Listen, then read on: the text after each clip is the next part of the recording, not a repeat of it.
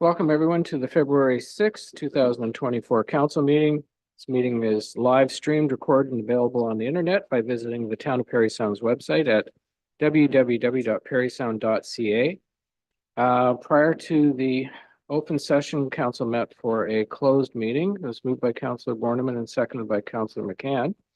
Pursuant to Section 239(2) and 3 of the Municipal Act SO 2001 C25 as amended, Council of the Corporation of the Town of Parry Sound moved to a special meeting closed to the public in order to address matters pertaining to B, personnel matter about an identifiable individual, including municipal or local board employees, request to waive property tax penalty and interest.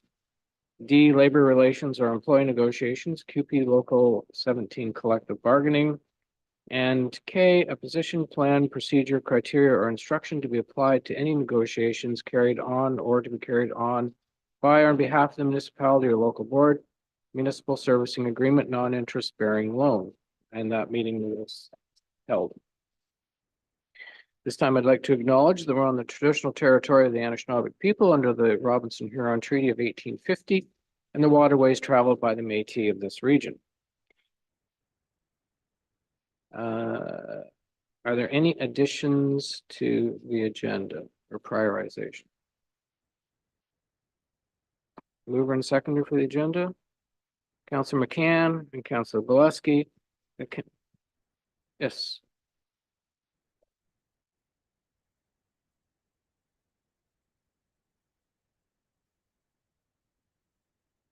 Line 3-2.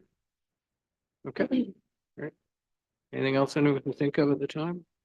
No. Okay. The council and the council agenda for February 6th, 2024 be approved as amended. All in favor? That's carried. And just it was McCann and Boleski, I think. Any disclosure of pecuniary interest to the general nature thereof? No. Mover and seconder for the minutes. McDonald and Ashford. The minutes from the regular council meeting held January 16th, 2024 be approved as circulated. Are there any comments or discussion on those minutes? Seeing none, all in favor? And that's carried. Questions of staff. Councillor Keith. Yes, thank you. I have a question for Mr. Cairns. Mr. Cairns, you may remember at the previous council meeting, there was a concern expressed regarding a disabled person attending the Bobby Orr Community Center and having difficulty being able to access the second floor to watch what was happening on the ice. Could you advise what has happened since then to show staff efforts, please? Certainly, through your worship. Subsequent to receiving a notice of the incident, staff met with the person that had the concern. Personally on site, we did a walkthrough at the facility. Subsequent to that, we met with members of the Accessibility Advisory Committee that were available at the time and on short notice. And thankfully, we had a pretty good turnout. So we discussed some of the issues with accessibility within our building. As there was a retrofit done a number of years ago, some of the changes were made, and certainly in terms of retrofitting existing buildings, it becomes very difficult to incorporate all of the accessible features that we'd like to. We met, we looked at the options, and since then, the elevator has been turned on and open when events on the ice surface are underway, as well as events in the other two rentable spaces upstairs.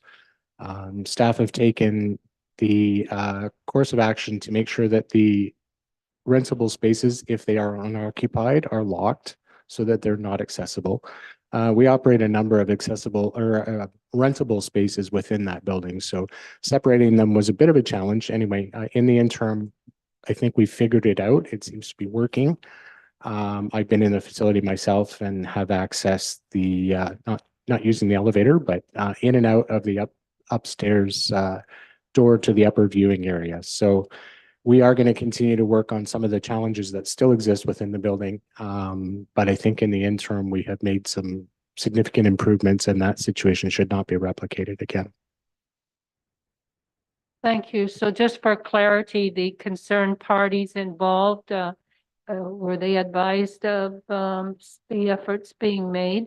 And Through your worship, yes, for sure. Yeah. Ms. McNamara spoke with the people with the concerns. So, and we certainly encourage them, if there is something else, to please reach out directly to whomever they can, whether it be myself or Ms. McNamara or staff at the facility if there's a specific concern, and we'll certainly work through finding a resolution within our abilities. Any, Councillor Borneman? Also for Mr. Cairns, you should congratulate the staff and the folks involved in cleaning up the streets around the community. They've done a good job over the past week or 10 days. The question that was posed to me was, is there a rhyme or a reason in determining who goes first or what gets done and what doesn't? And I wasn't sure if we followed the same sort of direction as we do with plowing, or how that worked, Mr. Cairns. Through you, your worship. So certainly there are reasons why certain streets get done first. Typically, it has to do with the downtown core, access to on-street parking, particularly in the downtown core, and then our higher volume roadways. In this case, winter has been very unique this year. We had a single snowstorm, it seems, that provided us with all the accumulation and that we wanted at the time, and haven't had any since. But we have employed our contractor to help with snow removal. So typically our own forces are out doing snow removal when available during the day and at night in different areas than the contractor, so that we don't have conflicts. So sometimes you will see perhaps it looks like a random removal of snow, but it's ongoing in multiple areas of town at the same time. Generally based on those things, our downtown core, and then moving out on our higher volume roadways, and some of the ones that have unique challenges, because we have a number of those streets as well that need to be widened sooner than perhaps the volume of traffic may lead to. Any further questions? Councillor Ashford? Just want to preface this question by saying I'm a gentleman with a bruised tailbone right now, given the weather with the ice. And I've received a couple of questions about how the fitness trail is being maintained, given the slippery conditions, and then what kind of reasoning that might be as well for how it's being maintained and how things are going forward with it. Through your worship, I can offer clarity to that. This, unfortunately, it's not the first season that we've experienced very unique winter conditions, particularly on the fitness trail. The fitness trail becomes a snowmobile trail through an agreement with the Ontario Federation of Snowmobile Clubs for the winter season. So it is in fact not maintained as a walking trail. That's not to say that the access is excluded to pedestrians and other users. The primary purpose of the fitness trail in the wintertime is to serve as a snowmobile trail. And it is maintained by two different snowmobile clubs, depending on which side of the river you happen to be on. So Carling comes in from one side and South Seguin from the other. So we did have this same concern last year. We had a request to sand the snowmobile trail, or sand what was referred to as the fitness trail, which obviously is not conducive to snowmobile operation. So we're still holding out hope for a little bit of weather conducive to winter activities, or maybe some weather conducive to winter activities this winter. And that's why the snowmobile trail doesn't receive typical road type maintenance. Thank you. Perhaps if I could just add a comment. The in a typical winter, which certainly we're not in a typical winter, snowmobilers use that trail to access the downtown, the restaurants, and there's an economic spin-off to having access to the downtown, because without that trail there is no access. And it can be used by skiers, cross-country skiers, snowmobilers, and others as well. Councillor Keith? Thank you. And my question does relate to the fitness trail. but in a little different way.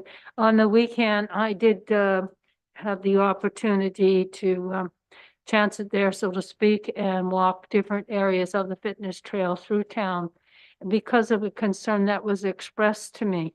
And that concern being, had I noticed how much dog feces there is along that trail. So it made me wonder about bylaw and signage and what we're able to do in the wintertime, because as the snow melts, yeah, we do get a smell, but as the snow melts, you know, we get to see these treasures, which I don't think any of us want to see. So I'm wondering, what happens in the winter in that area, please? And maybe it's Mr. Thompson can best answer that. Through you, Mr. Mayor. I guess, first of all, I find it extremely disappointing that anyone walking their dog in town thinks that it's an acceptable practice to not pick up after their animal. So I mean, that's the first piece of the puzzle I would suggest. Bylaw in the wintertime focuses a lot of its attention on the roads and parking control and those typical types of issues. Those issues do provide some relief once the snow starts melting. I will discuss with the manager of bylaw what opportunities there have for some patrolling of the trail and to deal with some of those types of issues which you have just brought up. Again, I think that I mean, education goes nowhere because the people who are doing this fully know well that they're not supposed to be doing it. So we can patrol and we can become aggressive with tickets and things of that nature. And that may be the course of action that we have to take, unfortunately. My quick follow-up would be that I think that is the course of action we need to take, because we're in a community and we talk about quality of life and pristine, and all you got to do is go along that trail in different spots, and pristine isn't the word that comes to your mind. So thank you. Counselor Keith. Counselor Bileski. And thank you. This is for Mr. Kearns as well. As a member of the Park to Park Trail Association, they've asked me to inquire if there was going to be, is there any intention of doing the town doing the work of the trail that's in their area for benches, bicycle repair stations and stuff like that? Is there in the 2024 budget, is there any possibility? Through your worship. So we do have a bench program in town, and quite a large number of them are located along the fitness trail, which serves as a connector through the Park to Park Trail. I don't believe that I'm aware of any requests for any new infrastructure at all along the fitness trail.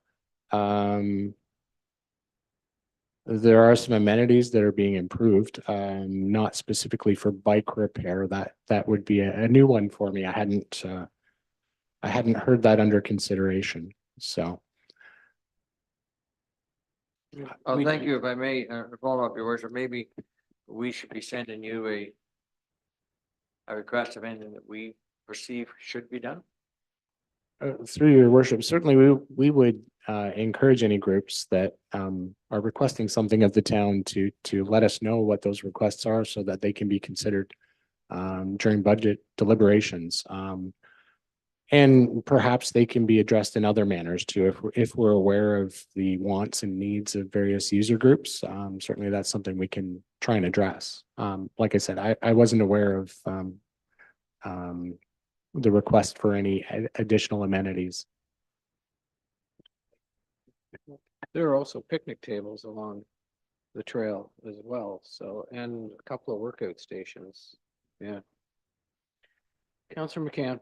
Yeah, on the heels of Councillor Bileski's question, I've been asked in the past about those individuals in town who might like to donate a bench as a memorial, you know, with the plaques that have in memory of perhaps a family member or what have you. And is that a possibility? And if so, what would they go about that?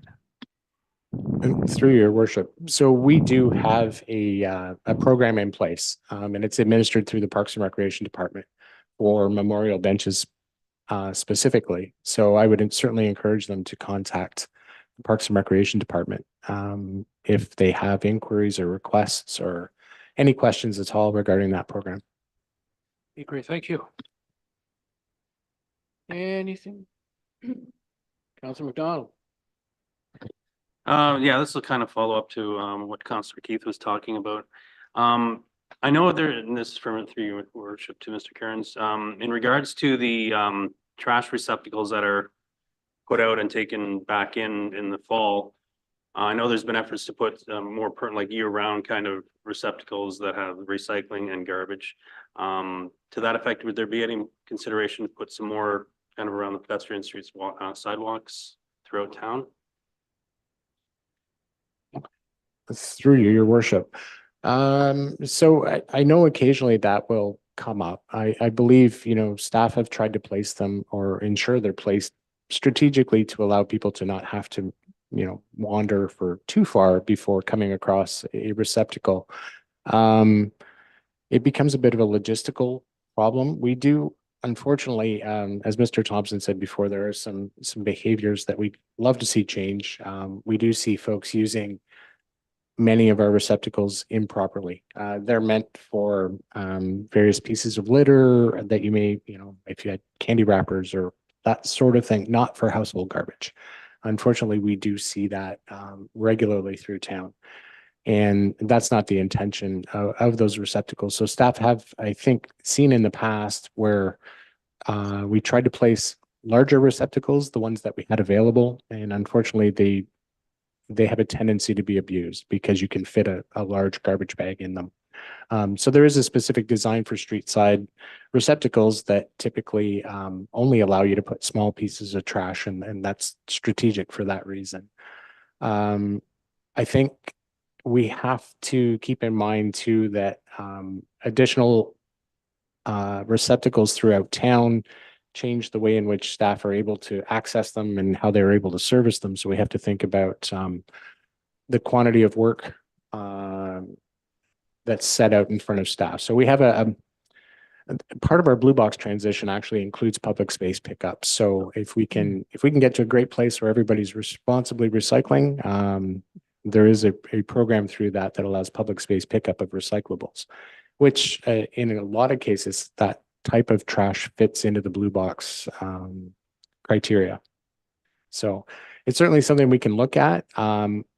If we identify something that has an obvious need, certainly we can address that. But I know it's not always convenient where they're located, but the staff have tried to identify the locations strategically to make sure that you don't have to go too far and that there are not too many to maintain. Are we questioned out? Correspondence, Ms. Johnson.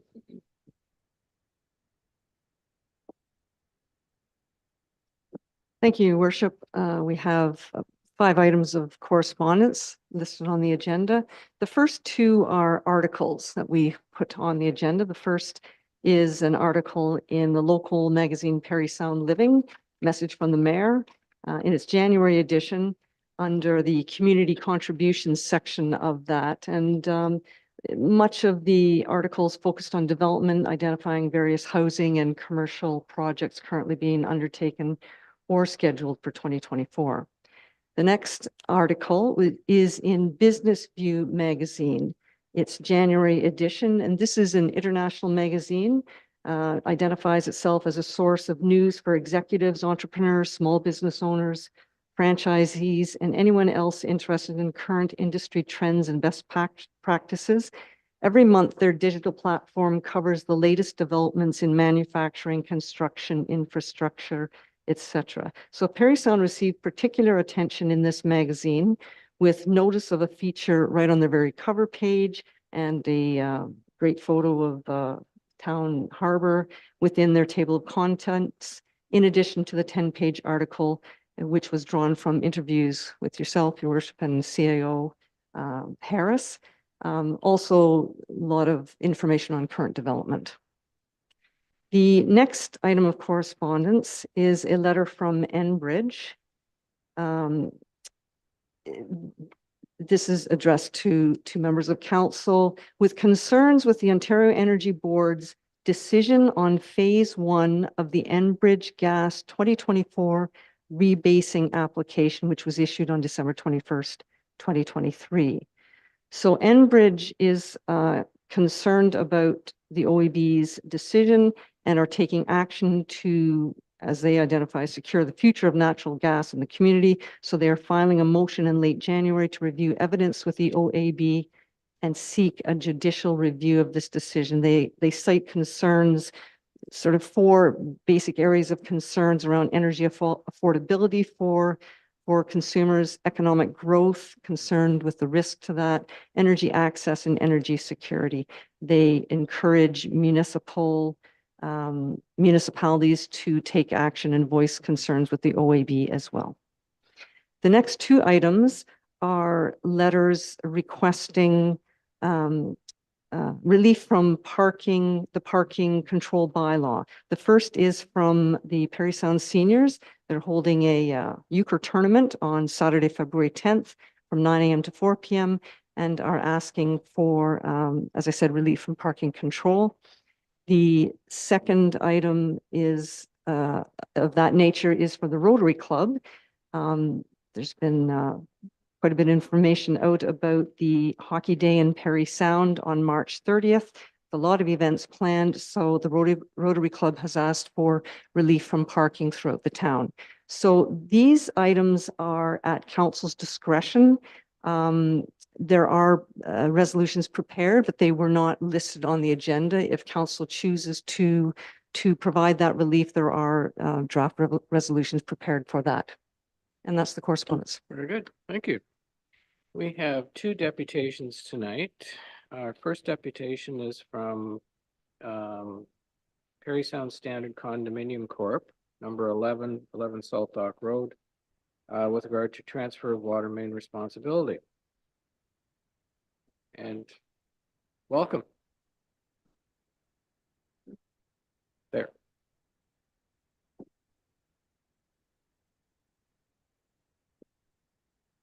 Good evening, everyone. Mayor, members of council.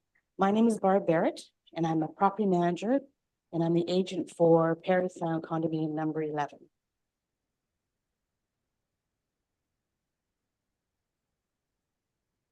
Parry Sound Condominium number 11 is located at 11 Salt Dock Road, overlooking the wonderful water view.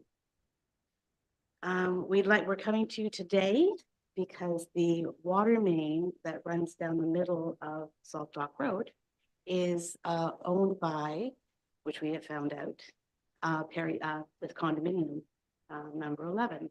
So we're looking at the council to change that and work with the town to change that over to taking into the town's responsibility instead of Parry Sound. We've been doing this for quite some time.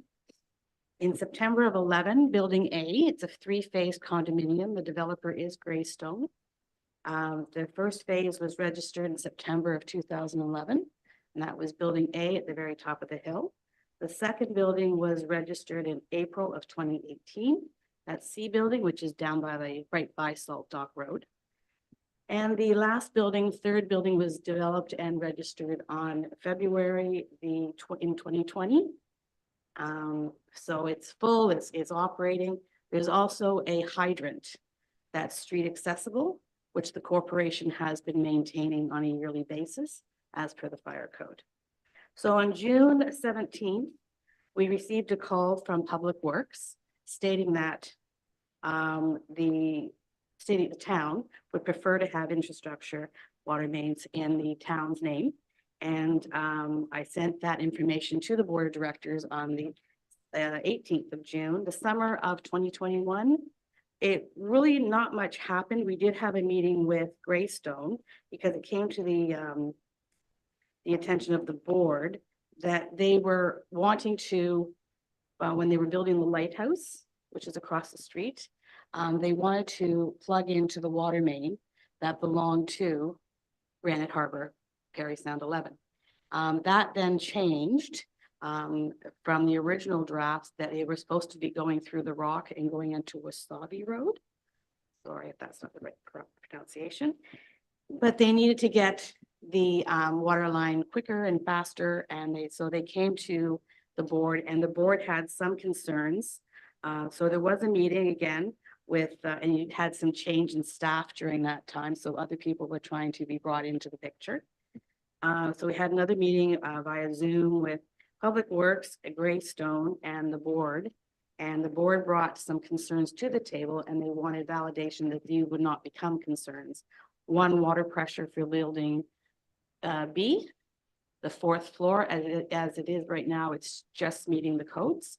So we were concerned once the new property came on, that water pressure would diminish. The other thing was, since we are the owner of the water main, if there was damage to it or it happened to burst, who would be responsible for that? We really couldn't get a concrete answer from either side. So the corporation decided to say to Greystone, yes, you can plug into it, but we're looking for quite a large deposit. If there is something that goes wrong, that we can cover that damage, and to ensure that we wouldn't lose the water pressure. They did need the water. The building was coming along very quickly, and they needed the water to start the fire system and all that. But then when they found out the amount of money we were asking for the potential damages, they chose to go the original way onto the other, blowing the rocks and moving forward. With that being said, on April of 2022, so it all came to kind of a slow motion. We reached out to legal counsel to ask for an amendment to the site plans to turn over the water main. And we were told by Public Works that the project was no longer urgent, and therefore was not whether it was needed. It is needed. The corporation does not want to be responsible for the main water main down that road. And it seems that it starts at the bottom of Salt Dock, and I think it goes all the way up to Georgina. So that's quite a ways. And there's also older houses that are pulling off that as well. So that's the other concern, that why they wanted to move it over. And again, it was, we were then told around in April that we were working, the town was working on it, Public Works was working on it, and we would get back to you. And then in July of 2022, an amendment was sent to, we had our lawyer draft up the site amendment, and it was transferred to Public Works for them to review. And that kind of, the wheels just kept spinning. We weren't really getting any answers that we needed. And so all these dealings are also costing the corporation funds. And a condominium, if I don't know if you know, condominium runs as a nonprofit organization. So these things were not budgeted for. So we're kind of putting that corporation into a financial burden. Around November of 2022, I spoke to another gentleman that was newly positioned. He asked for a $5,000 deposit to transfer the cost. It was a deposit. We would get some of the money back. He estimated we get probably about $3,500 back. And there was also a small administration fee. November of 2022, we had the check drafted. We had it brought to town. So that happened in January of 2023. So 2023, everything's just been spinning since then, and we really haven't had, and it's on our agenda every month. So my coworker of the board is Lynn Gregory. She was the one that advised us to ask for a deputation to meet with council to see if you can do anything to help us stop spinning our wheels and close this account. I think that's about it. Is there any questions? Okay. I think we have a question from staff. No? No comment? Comment? Okay. Go ahead. Yeah, go ahead. Through you, Mr. Mayor, I just would like to add a little bit more of context to the discussion right now. Ms. Barrett is absolutely correct. This has been a long time in the works. This was all initially initiated by staff to begin with due to the servicing of the lighthouse condominium. And at that time, it was going to be significantly advantageous to the town, to the development, to the residents to have the lighthouse hook up to Salt Dock Road rather than the path that they chose. And that was rightfully in the site plan agreement. That was a priority to staff at that time. And we attempted to facilitate that transfer and this agreement through working with Lightstone, working with the condo board to make that happen. That was declined, as Ms. Barrett indicates. At the time when it was declined, we indicated, Ms. Barrett, that it was a priority for us at that time.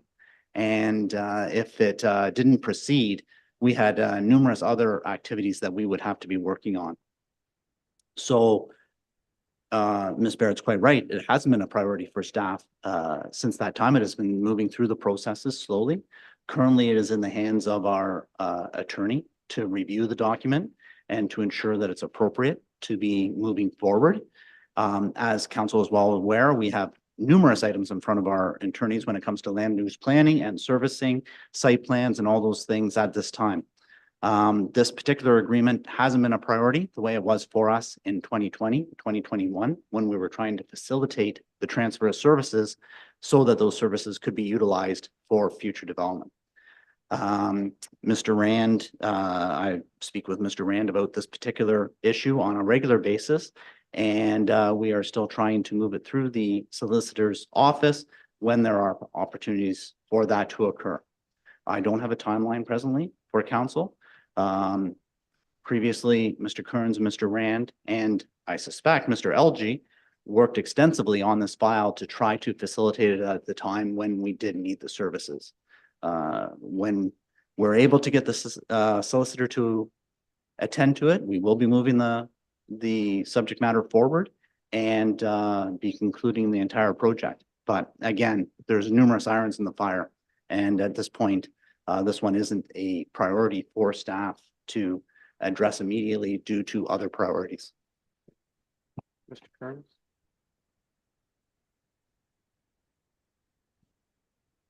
Great. Thank you, Your Worship. I just wanted to add a little bit to what Mr. Thompson indicated.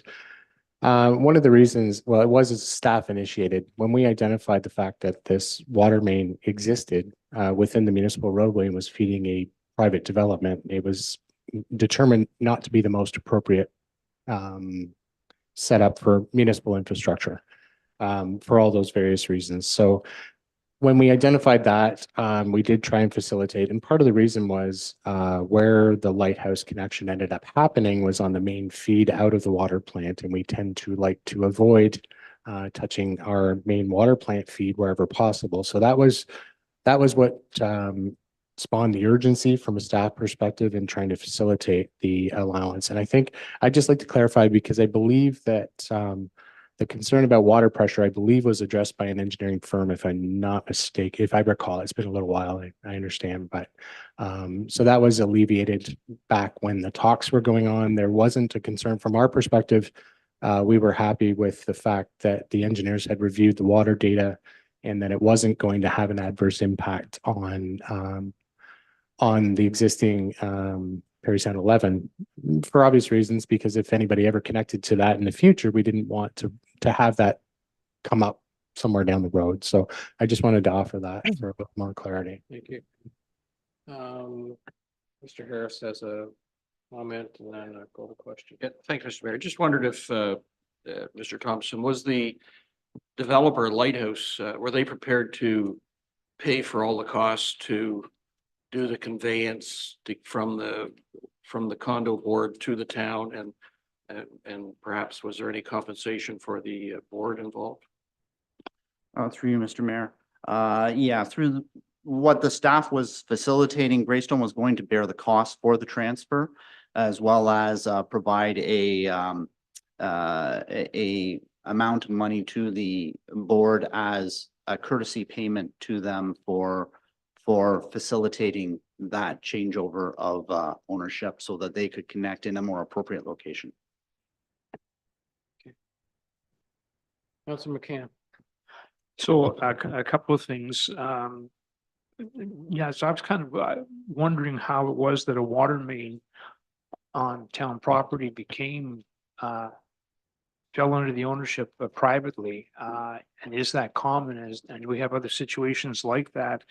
And is there an issue with water pressure down there? And does the infrastructure have to be accommodated to deliver more pressure as development grows down there? You say that the lighthouse comes, its main comes directly from the water plant, I think was said. So I'm just curious about future development down there and how a water main on the street became privately owned. So through your worship, I'll start with that first part of that question. So no, it is not a typical setup. It was part of the site plan agreement when that entire condominium development started. So it was some time ago, and that's when we went to look at connection points, that's where it became evident that it didn't belong to the town, which was very unusual. So that's why we initiated that process of trying to facilitate that switch over as quickly as possible for various reasons. And we have completed studies within both our water and wastewater systems to understand where challenges exist with, if you move to a higher elevation of a permitted building, for instance, that can sometimes present challenges from a water supply perspective. So we have that data. There are no issues. Again, it depends on the elevation. So the water plant produces water, pumps it out at a certain pressure. The lighthouse is slightly above that in elevation. So that's why we end up with elevated storage towers. And the North Tower was constructed some years ago to be able to ensure we had adequate water supply and pressure in the north and also out to McDougall and Nobel. The South Tower supplies the rest of town, to simplify it. But there are no identified issues. Now, that being said, if something changed and you ended up with a high-rise building, often you'll find in cities, they even have to have their own pump systems to produce enough pressure to get the water to the tops of those multi-story buildings. So it's not unusual in municipalities that we are required to supply 20 PSI, 20 pounds per square inch at basically at ground surface at the curb line. So that's kind of the rule of thumb that we use. That doesn't mean that if you build a 6-story building, you're going to have adequate pressure. But measures are taken within the building envelope to look after that. And we do address that in certain areas of town, depending on the topography. They're more challenged in terms of water pressure because it's all based on elevation for us. Thank you. Any further questions? I I don't have see any. I have a question. Good, okay. If something were to happen to that water main before this is changed over, would PSS 11 be responsible for the damages? Or the I'm repairs? getting a lot of head shakes saying yes over here. I'm hoping you're doing this. Through you, Mr. Mayor, the answer to that question would be yes, that infrastructure is owned by PSS 11 and they are responsible for not only their own infrastructure in there, so that would be affecting their building, but if it were to damage our infrastructure as well, we would be pursuing them for those costs as well. Like, so for instance, if the water main burst underneath the road, and not only is the condos out of water, but most likely it would wash out our infrastructure being the road, and they would be responsible for that as well. Currently. I can see where they want this done expeditiously.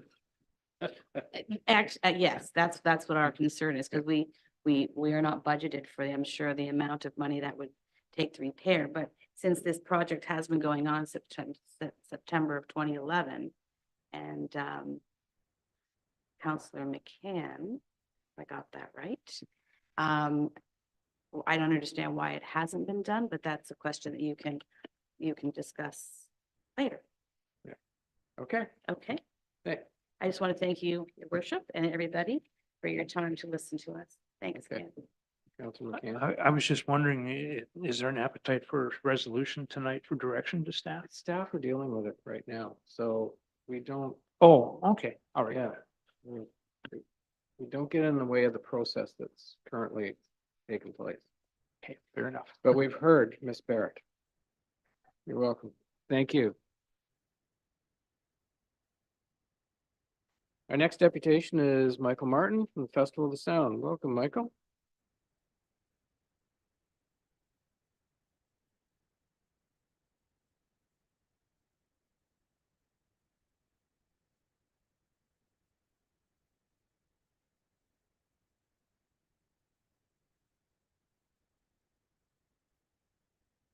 Good evening, everyone. My name is Michael Martin. I'm the Executive Director of Festival of the Sound, joined tonight by one of our longstanding board directors, Ms. Janice Ryder, also a longtime Parry Sound resident.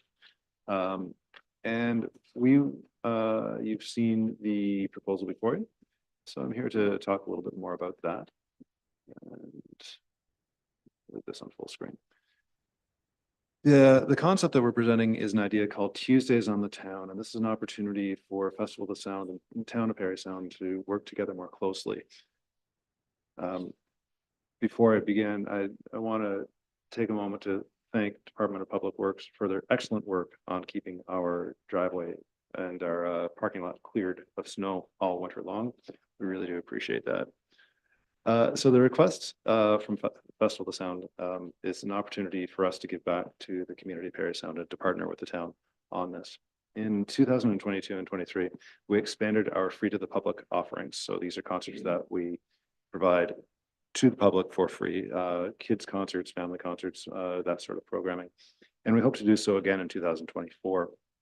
To make this financially feasible, we're asking the town of Parry Sound to partner with us by waiving the fees for the Stocky Center for 3 of the 17 days that we'll be presenting this summer. So that's Tuesday, July 16th, 23rd, and 30th.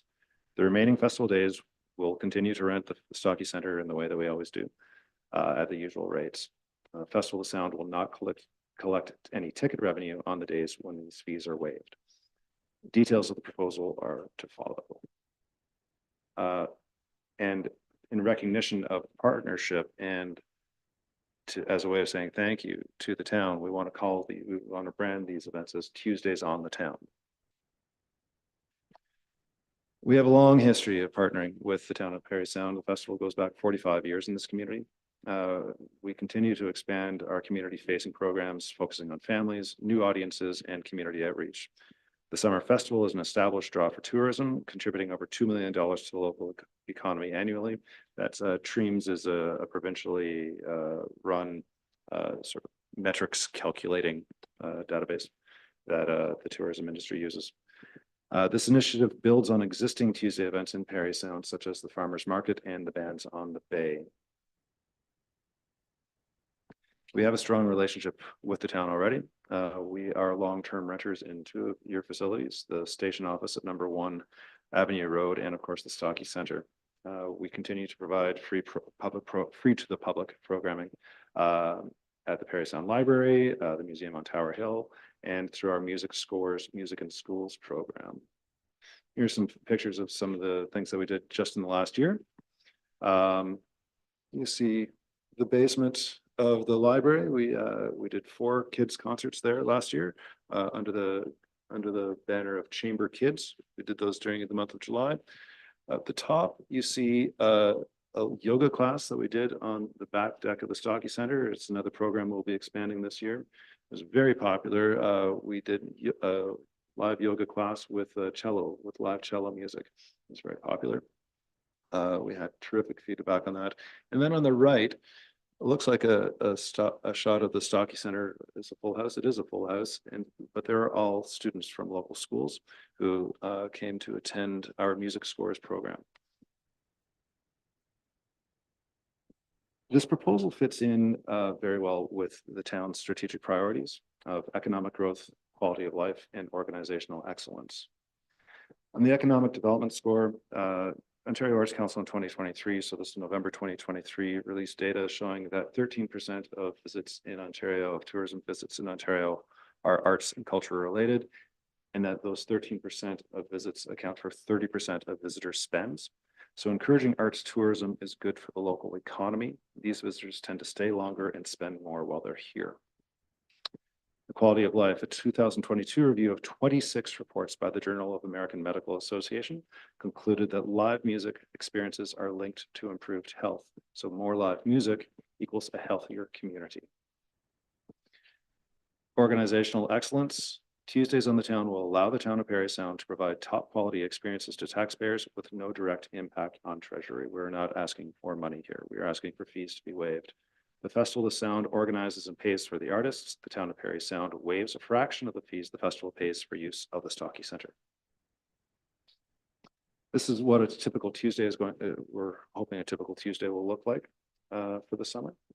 Between 9 and 10 a.m. We want to repeat the yoga classes outside because they're very popular and they bring people into town. Have a cool down session inside the Stocky Center with some live music, some gentle piano music, that sort of thing. Again, the artists will be at our expense. 10:30 to 11:30, free concert at the museum on Tower Hill on the deck there. We've done those before and they're very popular. From 1 to 2 p.m., so coinciding with the farmers market downtown, the Chamber Kids series continues in the library multipurpose room in the basement there. From 3 to 4 p.m., this is an initiative we started a couple of years ago. These are sensory-friendly concerts concerts for people with autism, where any kind of movement, any kind of expression is allowed and encouraged. And the music avoids large, big booms, that sort of thing. And these would be held at the hub. Again, this would be the third year of us doing these. 7 to 8 p.m. The festival is always, during the run of the festival, we've always provided the performers for the Bands on the Bay on those Tuesdays. What we want to do is run a Bands on the Bay outside from 7 to 8 p.m. and then give those same people the opportunity to come inside the Stocky Center, maybe for the first time, and experience some of the hits of classical music. So this would be classical music like Pachelbel Canon, these sorts of things, music that everyone knows, and make it a nice, easy way, accessible way for people to engage in classical music, engage in the Stocky Center, and get to know the festival and sort of break down any stigmas that people might have around attending a Festival of Sound classical music concert. So Tuesdays on the Town initiative builds on existing town events and festival programming initiatives. It extends the extended programming will bring more people inside the Stocky Auditorium, again, perhaps for the first time. That's our goal. Provides opportunities for visitors to extend their stays and their spending. And the Town of Parry Sound acts as the title sponsor for 3 days of the festival in exchange for waiving fees for the Stocky Center on those days. Happy to keep going, or I can take any questions. Do you have more? I don't have any more slides, no. But I Finish. have lots more to say if you need. Okay. Well, we'll open it up to questions. Sure. I do have one to begin with. Please. So there is a cost to all this, whatever, and to sometimes try and keep things balanced so that they are in a sort of an unquestionable manner. Is there a chance that you could apply for the municipal assistance program that we do, which would offset the costs of what you're asking for? Certainly. And then that way, you're getting a grant for what you want to do. If that's in keeping with the will of council, we're more than happy to do that. Yeah. Okay, Thank you. that would make things clean. Right. Okay. I see. So through your worship, the question is, are you suggesting that we apply to the municipal assistance program for the full amount, the full equivalent of the fees? Whatever you think you need, whatever to cover Yeah. the costs of the rental and probably some other things as well that you Right. might put on that. Then council receives your request or whatever. You're a nonprofit group. Mhm. So you're entitled to apply for the assistance program. and just try to get it in so we can deal with it. Okay. Yeah. Ms. Ryder? Thank you, Worship. Do we have any idea of the competition we would have in those grant proposals, or what the likelihood would be of our being successful with that grant proposal? I'm gonna say that council's always been pretty good to the festival. With that, we don't know until we receive them. They're, sometimes we might get 4, sometimes we might get 2, and sometimes we might get 6. So we just don't know. Yeah, Councilor Borneman, I think you look like you wanted to ask a question. I was just gonna say, I think it's worth a discussion with, I think Ms. McNamara Yeah. generally manages that program. It's probably worth the discussion with her, Yeah. her. You're right. So you'd contact her and she can give you all the information so you can apply. Mhm. Okay. Any other questions? No. I think we're good then. All right. Okay, thank you very Thanks very much. much for that. Yeah.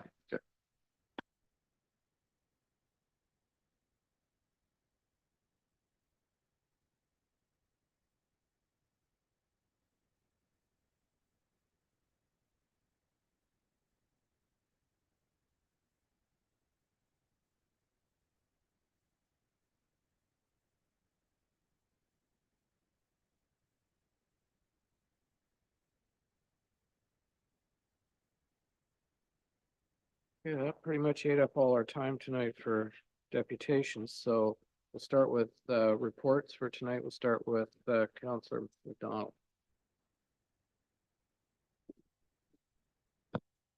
Thank you, Your Worship, and I'll be quick. I hadn't had any council-related board or committee meetings since my last report. However, I did want to express my thanks to our Public Works crews and their hard work during the dumping of the snow we had in mid-January. I know there was a lot of snow that came down in a short amount of time, and I just wanted to commend them on their quick work, and as well as cleaning up the sidewalks in recent days, downtown, particularly for the stores. I know they're quite appreciative. That's it. Thank you. Councillor Borneman. Thank you, Your Worship. Good evening, everyone. On January 26th, I attended the announcement at the Stocky Center regarding the West Parry Sound Health Team by Minister Sylvia Jones. Through Belvedere, I've witnessed the hard work put into this endeavor, and I believe that the folks in West Parry Sound will benefit as this will allow for greater control and autonomy in creating a one-stop shop network for healthcare in our area. So while I applaud the efforts of those involved in this endeavor, I was left rather puzzled. This plan demonstrates the benefit of cooperation and coordination on a local level, something that the many municipal dignitaries in the room had recently rejected out of hand without bothering to gather the information to see what might work and what might not. I just find that these decisions, one on another, are rather bizarre in their outcomes. On January 30th, I attended the kickoff session of the town's official plan. It was quite well attended as these things go. I've noticed in the past few days that there are invitations on social media for the public to complete surveys and get involved in the process. And I would encourage everyone to take a few minutes and complete those surveys to give us some direction as to where you believe the community needs to go. On February 1st, along with staff, I met with a representative from the pickleball folks who were here a few months ago. I'm in and out of the building often, as are they. And so there's a line of communication. I want to thank April and Jamie for taking the time to do this. They provided a great deal of information. Pickleball is a phenomenon across North America. We're not going to solve the facility shortages in Parry Sound, but we've started a dialogue. And I think that working together with hopefully other partners, both municipal and private sector partners, we can work towards developing some longer term solutions for their issue. And on February 5th, I attended a meeting with the Life Lease residents with respect to the 2024 Belvedere budget. We'll carry on with the program in that regard, and that's my report for this evening. Thank you. Councillor McCann. Thank you. Good evening, Mr. Mayor, fellow councilors, staff and public. Following Councillor McDonald's comment on gratitude for snow removal, I think we all want to be thankful we're not living in Nova Scotia right now with the snow out there, but indeed, thank you to our public works for that. Thursday evening, the 24th of January, I attended the West Parry Sound District Museum monthly board meeting by Zoom. Financial reports were received and reviewed for November and December of last year. We delved into another policy review this month, our personnel policy, with some minor deletions in areas that weren't applicable to our current model. We created and accepted a new board member application form for members of the public who would like to be a part of the museum board in the future. December and most of January were dedicated to the coming curling exhibition at the museum. An exhibition is so much more than just putting up a few placards and pictures. There's a lot of research that's done, interviewing of community members, reading, planning. Nadine Hammond does a great job of coordinating everything and bringing it all together. Then on Monday afternoon with Councillor Keith, I attended the Waterfront Advisory Committee meeting held in council chambers here. Following the resignation of Dan Glennie, who was our chair, and we want to thank him for his assistance, not only in the last little while, but throughout the years, he's had a lot of involvement with the Waterfront Advisory Committee. As a man with a lot of knowledge and experience on the waters. Alana Torreson has been elected as the new chair with Ann Bossart as our vice chair, and she's here this evening in the chambers, and we thank her for taking that on. There was a review of the committee's purpose, mandate, responsibilities, and update on the waterfront plan, the town dock gazebo maintenance update, a lengthy conversation on whether our committee should be meeting more regularly, and that's something that I guess I know that we'll resolve in the coming months. There's lots happening, lots on the waterfront, and we want to keep on top of things. Tuesday afternoon, the 30th, I too attended and participated in the Parry Sound Public Planning meeting. Very well attended. Of course, we're divided into groups, a lot of discussion, a lot of input relating to what people felt was most important to our future. The exercise I felt was very fruitful and an integral step in the whole process. And that's my report. Thank you, Councillor McCann. Councillor Bileski. Thank you, Your Worship. On the 21st to the 23rd of January, I attended the Roma conference in Toronto.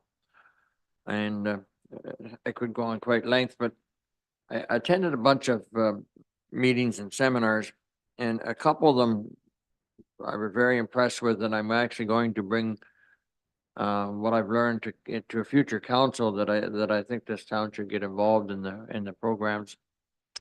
On January the 22nd, I attended a Zoom meeting from Toronto, but it was a Zoom meeting with the Belvedere Finance Group, and the finance is going pretty stable. On the 24th, I attended the Belvedere Board of Management meeting. I guess one of the highlights that I took from it, and the amount of contract staff is down to what it normally is, which is a great saving for the board.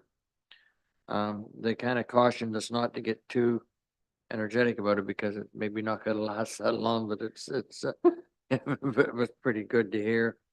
And on the 26th, again, Councillor Burner, the Minister Jones was at the Stockey Center. I attended that, and on the announcement of the money for the hospital group. And that's my report. Thank you. Thank you. Councillor Ashford. Certainly a bunch of meetings is still over the last couple weeks that have been mentioned, but I wanted to add to that two events that I attended that were pretty exciting at the Stocky Center. They had the sheepdogs up and a good big full house for that. And then on the weekend, they had two full houses of a performance by Frozen, Disney movie kind of thing, and my two girls dressed up in their outfits, and we went down there, and everyone's twirling in the aisles and all the things, and it was a fun little family event. But the part that really made a connection to me on both of these things was especially on the weekend afternoon where there was nearly no pedestrian or vehicular traffic anywhere in the town of Parry Sound, given the weather and then timing of the year. And yet this place was packed, and all the restaurants and people that were getting called up on stage were saying they're from Newmarket and different places all over Ontario. So I just really wanted to commend the Stocky and the work being done, that they kind of packed Parry Sound in a couple times in the last 2 weeks on events that perhaps had there not been happened, there would have been a lot more empty seats at the restaurants and things around in town. Thank you. Thank you. Councillor Keith. Thank you, Mr. Mayor, fellow councillors, staff, and the public. I'll cover just my sessions quickly. I attended the Chamber of Commerce Annual General Meeting. The stats were certainly quite informative. Membership is up and certainly appeared quite positive fiscal management. There was also a staff, guest speaker who spoke on staff recruitment and retention. There was some tips I felt that were really significant for people in the business and for me on council to better understand our business development in our community. I also attended the grand opening of the Burger King, certainly a lovely restaurant, clean, fresh, and very inviting.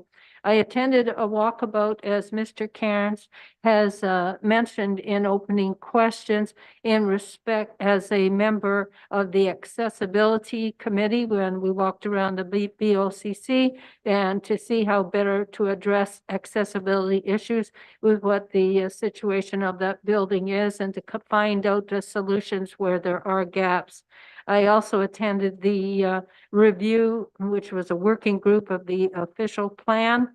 I attended the Community Policing Advisory Committee meeting. The stats for this quarter were not significant of any concern to as a ratepayer. Certainly they were down actually in comparison to previous quarter.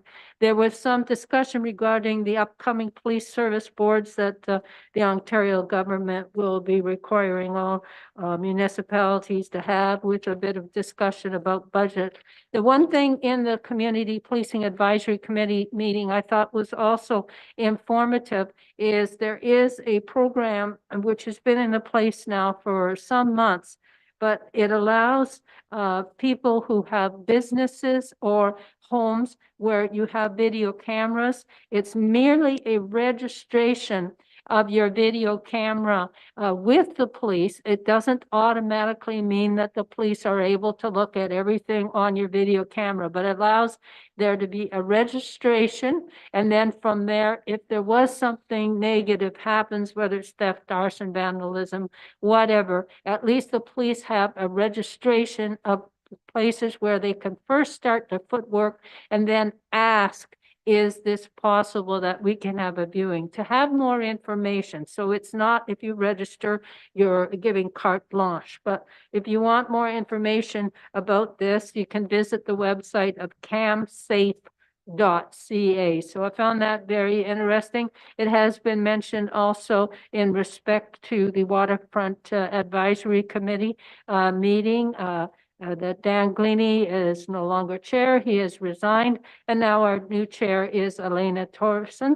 And I'm certainly welcoming the positive change and the new ideas that are being presented.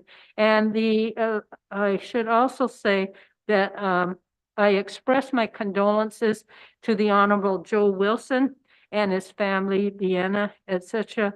He was a long-term lawyer in our community, went on to be justice for starting in Parry Sound, subsequently moving to Barry, and certainly a very community-minded individual. And I know he loved his hockey team besides, but he will be missed, and it's a sad day in that respect. Thank you. Thank you, Councillor Keith. Council staff and public, January 17th at 7 p.m. was the pool committee meeting, and things are moving along.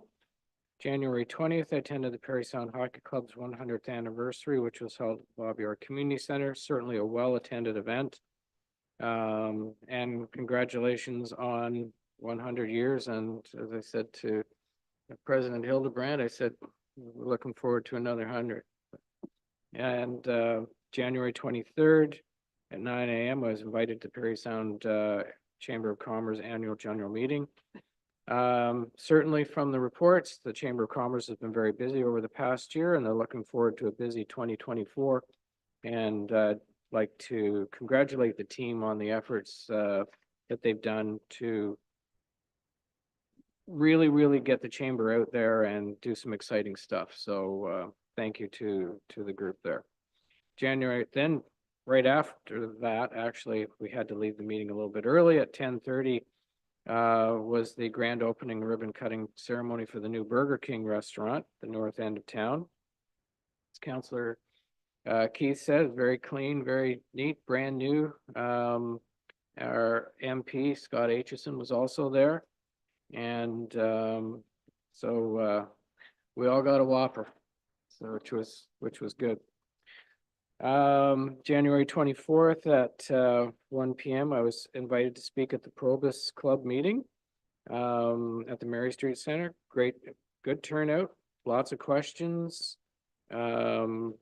And it was amazing how time flies, because I think I spoke to them for about an hour and a half answering questions and that sort of thing. So they really appreciated the fact I was able to clarify some or clean up some rumors that they had heard, which was really good. So it was good. January 25th, I attended the Association of Municipalities of Ontario executive meeting in Toronto and in the new AMO headquarters. We also had a committee of the whole meeting later in the afternoon, and Minister Calandra, the new Minister of Municipal Affairs and Housing, attended our meeting and answered a number of questions that members of the board put forward to him. January 26th was the AMO board meeting. And if check the town website, please, Snowfest, there will be some activities going on. I know there's no ice fishing, obviously, but I believe the Fisherman's Ball, or whatever they want to call it now, is still happening.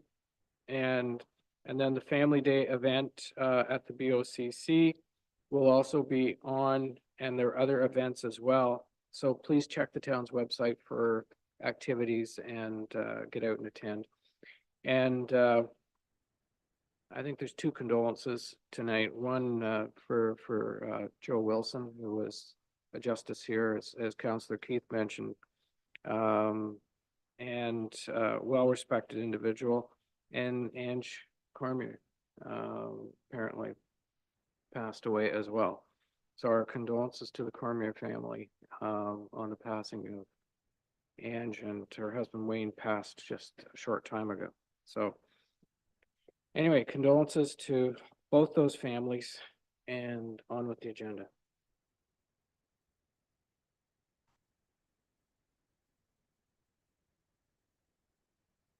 Move forward. Yeah. Item 932 was the one that's moved forward, moved by Councillor Ashford and seconded by Councillor Keith. Pursuant to section 3(4) of bylaw 2002, 4468 as amended, the chief building official is authorized to issue a permit for an additional fascia signage at 114 Bow Street, according to Schedule A attached, that the permit will act as a renewal of an addition to the permits issued in 2016, and that the permit shall expire 5 years from the date of issuance. Any discussion? Councillor McCann. I want to thank, I guess this was, comment would be for Mr. Thompson, but generally speaking, I want to thank this this company for playing by the rules. A lot of signage throughout the area. Mr. Thompson, are they all under proper permits, I suppose, or, and what is, and maybe just a bit of a reminder to the business community, what's involved if you do want to put up signage on your property? Through you, Mr. Mayor, I'm going to defer that for Mr. Vandermeer. He is the person who's in charge of administering the sign bylaw, and I think can speak to that much better than I can. Great. Knew you were here for a reason tonight, eh? Yeah, thanks. Thanks, Mr. Thompson, through you, Mr. Mayor. The way the sign bylaw is laid out, the CBO currently has the administrative authority to issue the permits. Typically, the procedure would be that people would be proposing these fascia signs. In this case, on this building, there are several, which are just, you know, outside of the typical regulations within the bylaw. So they are able to, in an old term of speaking, get a variance to this bylaw, which is to say get a council approval for something outside of that. In this particular case, they do have a valid permit for the additional signage that's on the east side of the garage building. Seems that they were looking to utilize a little bit more of their wall space on a side of the building that isn't generally viewed by the public, which would be the west side, but at the north corner where you would enter the car wash. So when the lineup is occurring, you'd actually be facing it before you turn toward the car wash. But to answer another one of your questions, it's hard to say if all signs within that area have a permit that's in line with the sign bylaw. Some of them are older than my time here. I'm aware that there are some that are considered, you know, to be grandfathered maybe outside the bylaw a little bit, but still obtain their approvals. And there are some that we catch up with and keep everybody kind of working from the same playbook. Hopefully that answers your question. Great, thank you. Councilor Gillespie? Thank you, your worship. I would wholly support this. The area that they want to put the additional signs on are only going to be viewed by the people that are using the car wash, basically. But the biggest thing I think about it is it's going to give us control again of the existing signs on the east side of the building. They're there forever right now, as long as they look after them. And this is going to put it into a 5-year window. So I think it's a great idea to proceed with this the way it is. Thank you. Anything further? All in favor? And that's carried. Thank you.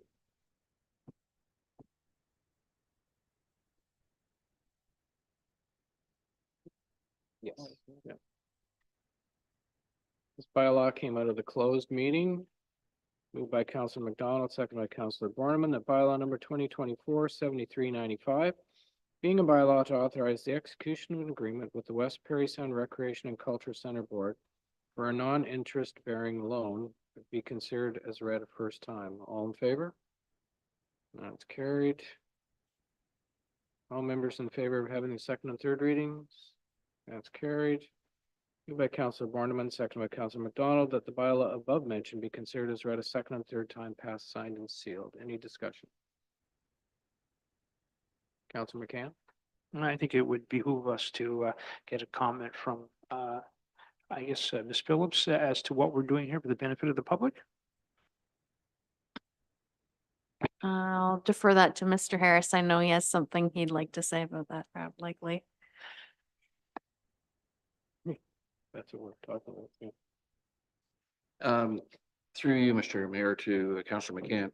The town is facilitating the acquisition of a site for the new recreation and pool complex. It's clearly the complex benefits the entire West Parry Sound community. However, given that the property is in the town of Parry Sound and that's where the facility is going to be constructed, the town offered to facilitate the acquisition of the site. And that was necessary because one of the elements of the property acquisition is a charitable receipt. The board isn't able to issue charitable receipts, however, the town of Parry Sound is. So in recognition that this is a West Parry Sound facility and not a town facility, the Municipal Services Board is providing the town with the funding necessary to purchase the property at no interest. So that the town of Parry Sound taxpayers aren't footing any burden that other other residents and other municipalities aren't part of. Thank you. Yep. Anything further? All in favor then? And that's carried.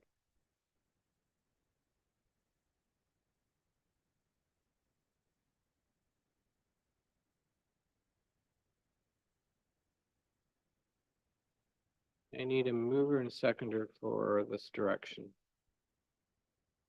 Councillor Keith. Councillor Borneman.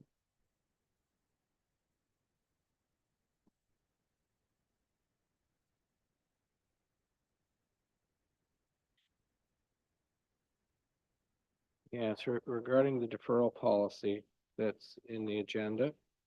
And that comments be received and that staff take into consideration comments from the members of council and the public and report back to the next council meeting with a recommended DC referral policy.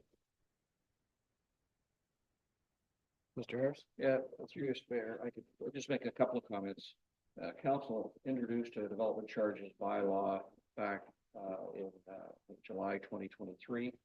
At that time, there was a request from members of council, but I think some members of the development community also wanted a DC deferral policy.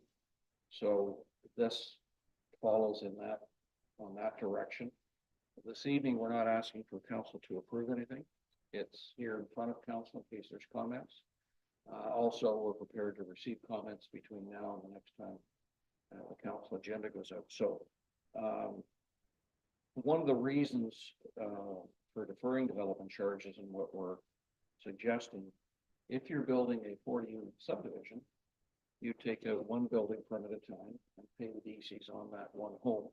You build it and you sell it and you collect your monies and go on to the next build. When you're building high density development, a 40-unit high density, you take out the building permit on day one, but you're paying the development charges on all 40 units. So it's not uncommon to have a DC deferral policy for high density.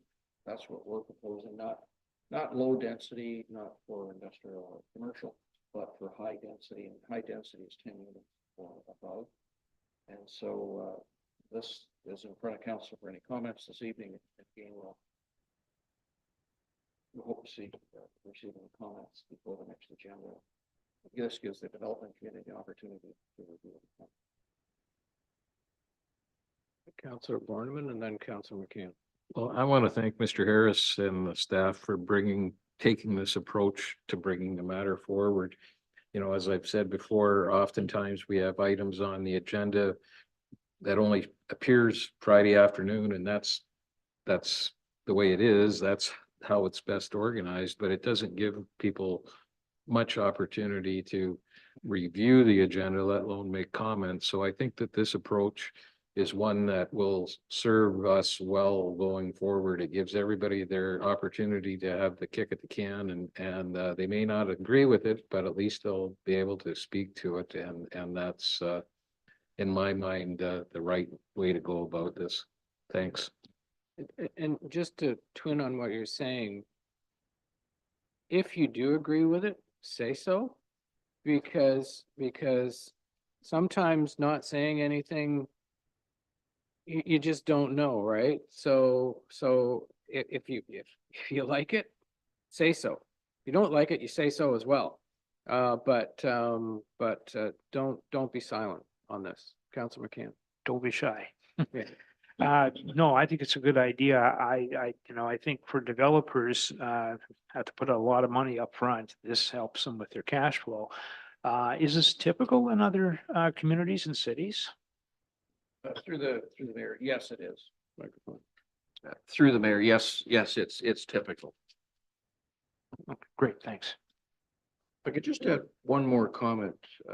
This approach of consulting with the development industry, we've taken that very seriously as staff. We've met 2 or 3 times before the DC bylaw came before council. And so on this topic, because it is important to everybody, we've had lots of consultation, and I think that benefits everybody in the process.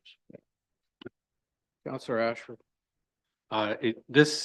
When reading this, it reminds me of our alternative scheme or schedule for collecting securities as well that we've been trying a little bit. So my question and comment with this is, it seems like we're developing a suite of options and possibilities for developers in order to make sure that they have everything they could possibly need to develop in the town.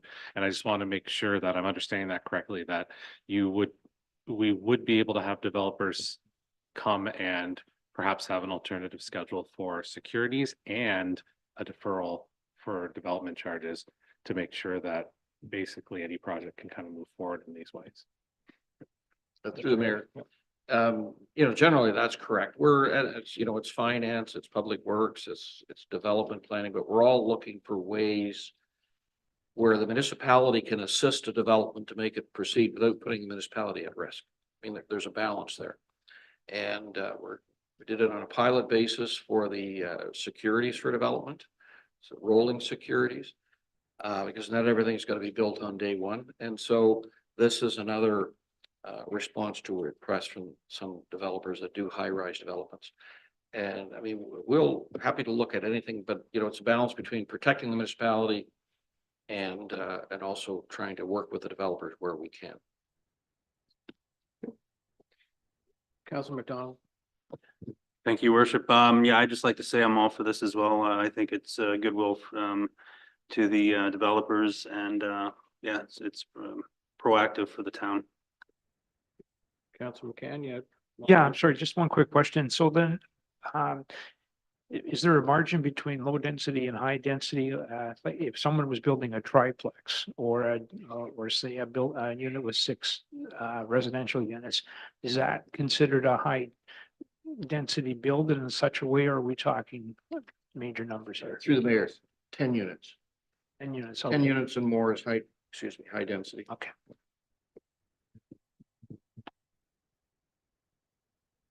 All right. All in favor?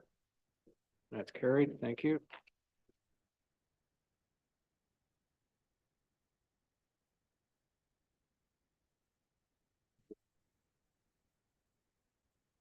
Moved by Councillor Keith, second by Councillor Ashford, that council confirm rental fees are required for the Rotary Club of Parry Sound, use of the Bobby Orr Community Center Ice Surface Hall, meeting rooms for the Maple Leafs Alumni Games on March 30th, 2024, a fundraising event. Discussion. Councillor Borneman. Well, I'll kick this off and say that, I appreciate the policy that we have in place. But I think in some instances, you have to have a certain amount of flexibility. The Rotary Club has certainly got a positive reputation in the community. This is a fundraiser for the community pool complex. I think the bottom line here is that if we don't make money through fundraising, we pay through this through taxes. So to me, this is a pretty small investment in trying to avoid a greater commitment down the road. It may be something, Mr. Mayor, akin to what you had suggested earlier to the festival folks, where this can be done through a grant program or monies can be found in other pots. But to me, to just dismiss this behind a policy might be biting our nose to spite our face, sort of thing. So I do have one question for right now. We'll go to you, Councilor McCann, in a minute. Yeah. Ms. Phillips, Out of some of those grants that we did have, that we gave money away to different organizations, was there any money left in any of those pots from 2023? Well, she's, From the municipal assistance program? yeah, from that one or the other one. I can look if, Councilor McCann's gonna ask a question Yeah. and while you're looking, yeah. I think I was kind of waiting to see if anybody else would speak up first. So Councillor Borneman, I'm glad you jumped in there, but I agree with Councillor Borneman. I thought about this and what would be fair. This is for the benefit of the community. Now Parry Sound is making this, the thought of Parry Sound waiving these fees is at the cost of the Parry Sound taxpayer, when this benefits the whole area, because this is a district pool. But I think Paul's right. I think we need to have some. I think we can use some discretion here and give the Rotary Club a break. I was just gonna, thank you. I was just gonna say that I think that, yes, we need to give the Rotary Club a break here, because we talk about working together. This is an example where the proof is in the pudding, where you're going to talk the talk, then, and walk the walk, then this is the time to show it and do it. So I think for the amount of money we're talking about, really in the big picture, it's a small amount of money in any event. We can somehow get that assistance some other way, so that it will be of not as hard a hardship for the taxpayer, so be it. But I think it's the right thing for us to do here and to waive those fees. Councillor Ashford? It is on I've already. been on that whole time. Yeah. I think the things that are missing for me in the report on this is the one being that the town itself is one of the main benefactors of this particular charitable drive. So in that sense, we are, there's a lot of just causes out there, but we kind of got to recognize it in a situation where the Rotary is kind of taking it on itself to do something that's kind of for us, almost, like we're one of 5 parties, or one of 6 parties, and we're kind of one of the bigger ones. And then the other part that I thought was maybe missing from the report was that I was hoping for was how much money we would be really out on this particular rental for the day, in the sense that, like, is what would we normally be making on that day, and are we kind of out money because we're going to be giving kind of this money out. So, like, I don't know, is there normally the skating programs that go that day, how much would we normally be taking in, and then we could kind of adjust, maybe as in a compromise, adjust the amount to something that, as opposed to just kind of listing it, maybe we are really, it would help us. It doesn't necessarily change our decision completely, but depending on how much money we would normally make on this particular day of the year, might help kind of decide on those things. Ms. McNamara is online, so McNamara, you have the. Through your worship, thank you very much. Councillor Ashford, you're looking at approximately $1,600 in rental fees. That was detailed in the report. So that's ice time rental fees as well as hall and meeting room rental fees. The reality is, once these rooms are tentatively booked or reserved for the purpose of an event, any other rental is directed to another facility in the community. I'd like to make mention of the municipal assistance program. The directors, Ms. Phillips and I, were able to quickly do a bit of a look into what's left in the municipal assistance program fund. If council were willing to bend the rules for the municipal assistance program fund for 2023, They're, because the Rotary Club is not eligible for that program, they are a charity organization, they are considered ineligible. But if council were to bend the rules there and look at making a donation to the Rotary Club that would cover the cost of the rental fees, that may be a prudent role for council, or prudent course of action for council to take. Councillor Borneman?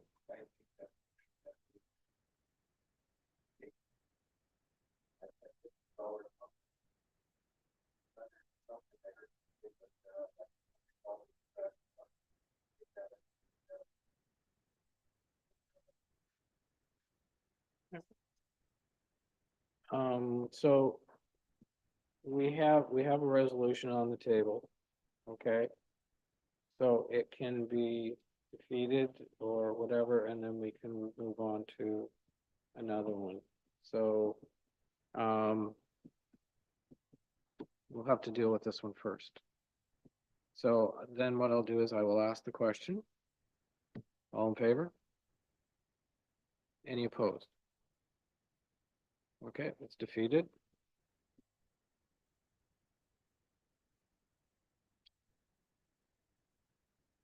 Does Councillor Borneman have a second?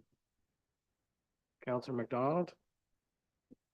Okay, any discussion on what's being proposed? Councillor McCann?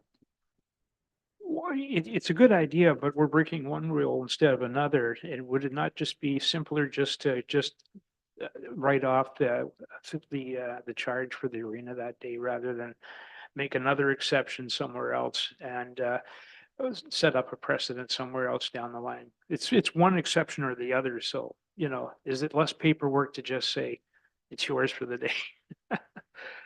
That would be my recommendation. Staff? Through the mayor, I think that's the best course of action. Because when you, waive policies, then you're creating precedents, and rather than create two precedents, let's create one.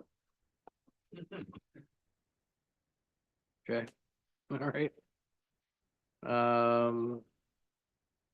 Councillor Borneman and Councillor McDonald, then they're withdrawing theirs. And we're going with another. Okay. So we have an alternate, which is the Town of Parry Sound Council authorizes the waiving of rental fees for the Rotary Club of Parry Sound to use the Bobby Orr Community Center Ice Surface Hall and meeting rooms for the Maple Leafs alumni game on March 30th, 2024 fundraising event. I need a mover and seconder. Councillor Borneman and everybody.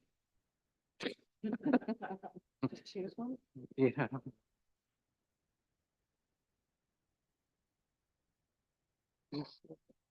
Oh, Ms. Phillips. Can I suggest just one addition to the amendment would be that the organization is ineligible for the municipal assistance program? Like the reason that we're waiving the fees is because they're ineligible. Okay. That will limit maybe future. Due to the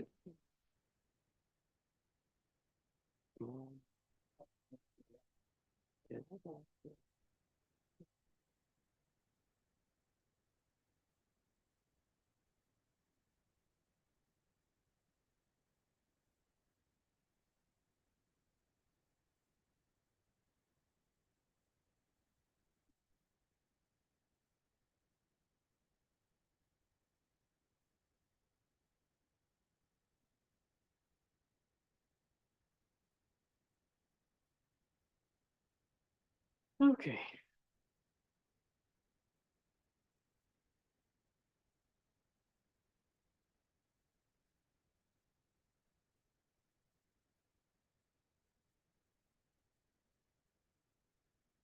Is there anything else with this one? Councillor Keith, do you have something else? I just have a comment after you read it out. You want the whole thing again? No, but I want to make a comment what has been suggested here.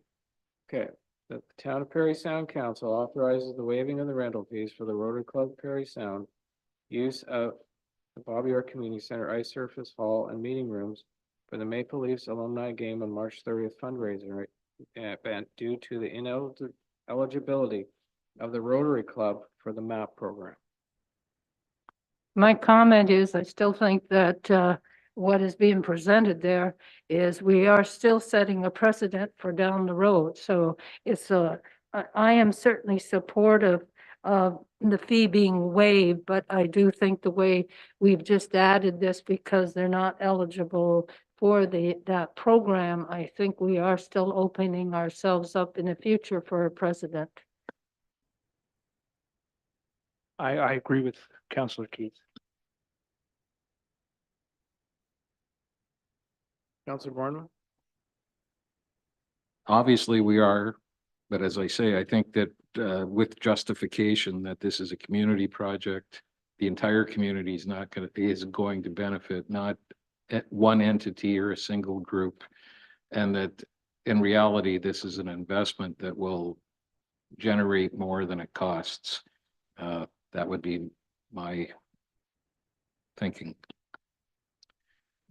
Final kick at the cat and then Yes, we're gonna call well, the vote. okay. Councillor Keith. Go. I'm suggesting that we just alter that amendment, as Councillor Borneman has just explained a moment ago, as that is a community event that is benefiting various municipalities. We put something to that in effect in that amendment, rather than what was being suggested here of whereas not applicable for municipal association. And that way, I think that covers our whole situation in reference to this. So how about due to the ineligibility of the Rotary Club for the MAP program and the benefit to the West Parry Sound area? My only issue is the word, maybe it's but, rather than way it's written, but to the benefit. The way I just hear And it. to the benefit of the West Parry Sound area. We're getting caught in semantics here that I'd like to move on. I appreciate that you want to move on, but I think this is important. Important, but we're getting stuck in a quagmire here. So I'm going to take a couple more questions and then we'll add to the benefit of the West Parry Sound area and then we'll call for the vote. Do the mover and seconder agree to adding to the benefit of the West Parry Sound area? I've got Councillor Borneman and Councillor McDonald. We just remove the map portion of it then? Do the ineligibility portion of it? That's the truth, though. Okay.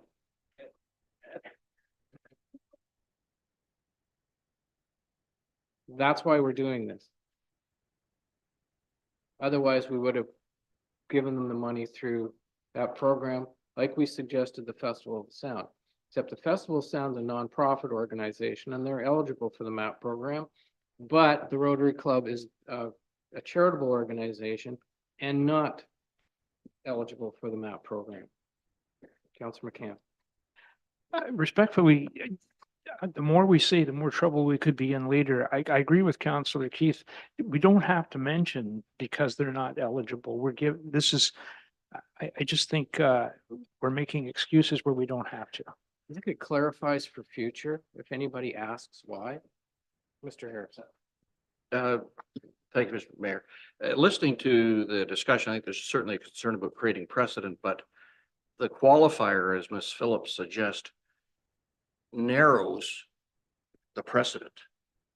If somebody else comes along and says, another organization, I want you to waive the fees, and then council would say, were you eligible for the MAP grant? And they say, yes, well, then it's not the same precedent.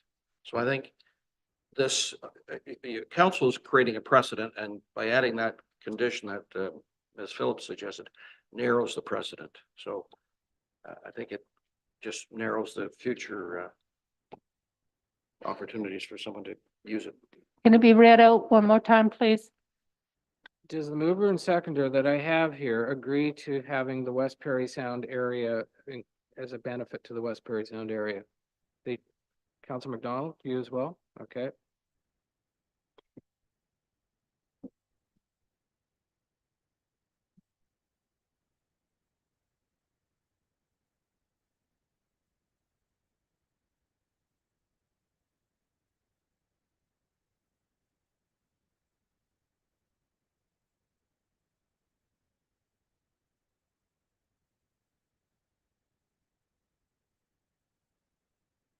Okay, read it again. Okay, that the Town of Parry Sound Council authorizes the waiving of rental fees for the Rotary Club of Parry Sound use of the Bob York Community Center ice surface, hall and meeting rooms for the Maple Leafs alumni game on March 30th, 2024 fundraising event due to the ineligibility of the Rotary Club for the MAP program and its benefits, and it benefits the West Parry Sound area. Good? All in favor? That's carried, none opposed.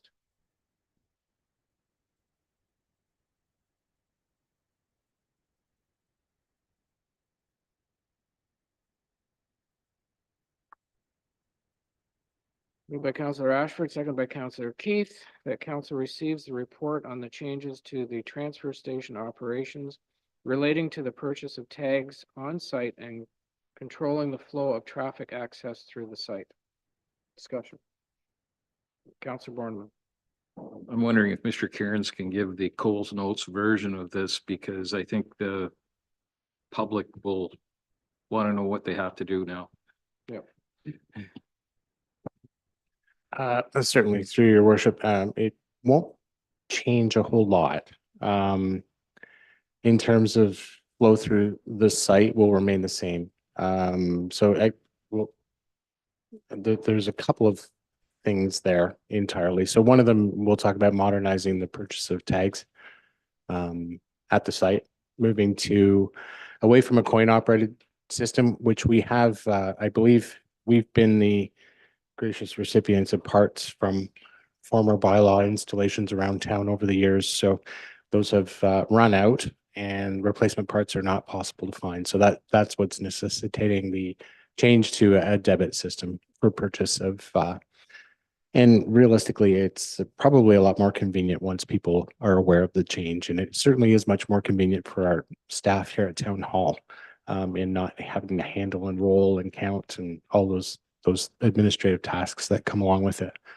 As far as flow through the site, staff, as the report mentions, noticed during COVID, we installed a gate, and it was for different purposes, and hopefully we're not going back to those kinds of things in the future. However, a benefit was realized once it was taken down after mandates and that sort of thing were removed, in that staff didn't have quite the level of control of the site in ensuring that materials were placed in the appropriate bins and that things were running as efficiently as possible. So the request was made back to us to reevaluate it as staff from our operations staff.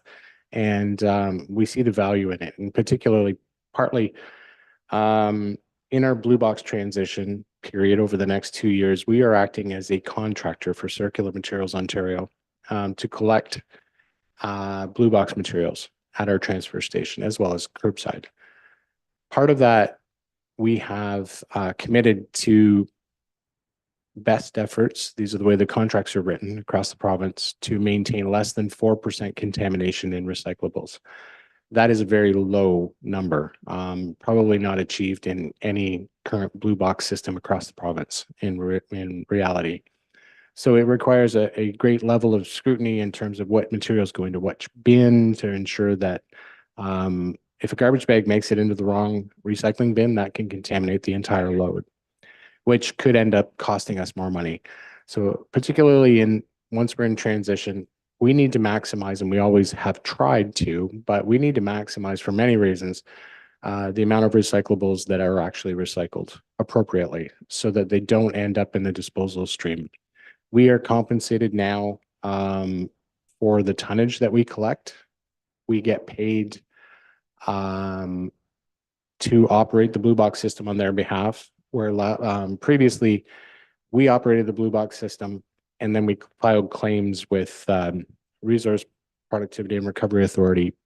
It was an audit program each year, and we had to submit our numbers back and show what kind of level of recycling we achieved before they decided how much money they were giving us at the end of the year. So that's all changed. So it's even more important now for us to be able to ensure that garbage goes with garbage, blue box containers go with containers, and cardboard with cardboard. Additionally, as of July 1st, the Archipelago will be utilizing our depot site under an agreement with Circular Materials where they're compensating us for the collection of that material. Just to add clarity to that, Archipelago does access our site with their own bins right now. So we're working towards eliminating the duplication of bins through the Blue Box Transition Program as of July 1st. That's Archipelago's date to transition. Ours was this past January 1st.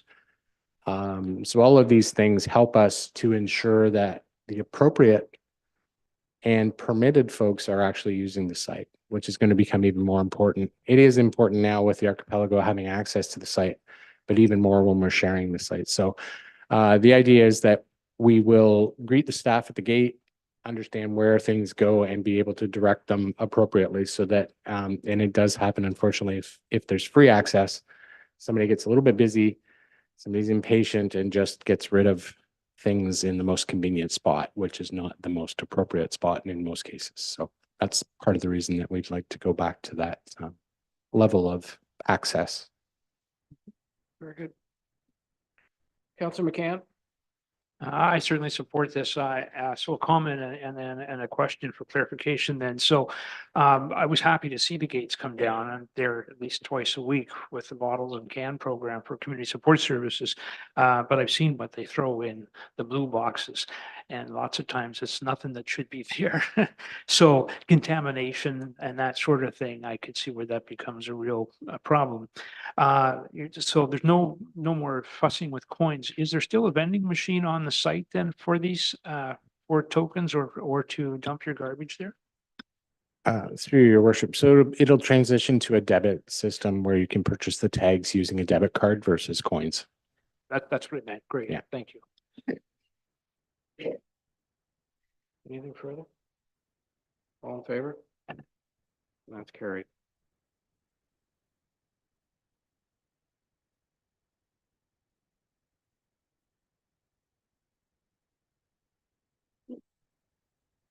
I need a mover and seconder for the direction, please. Councillor Boleski and Councillor Keith.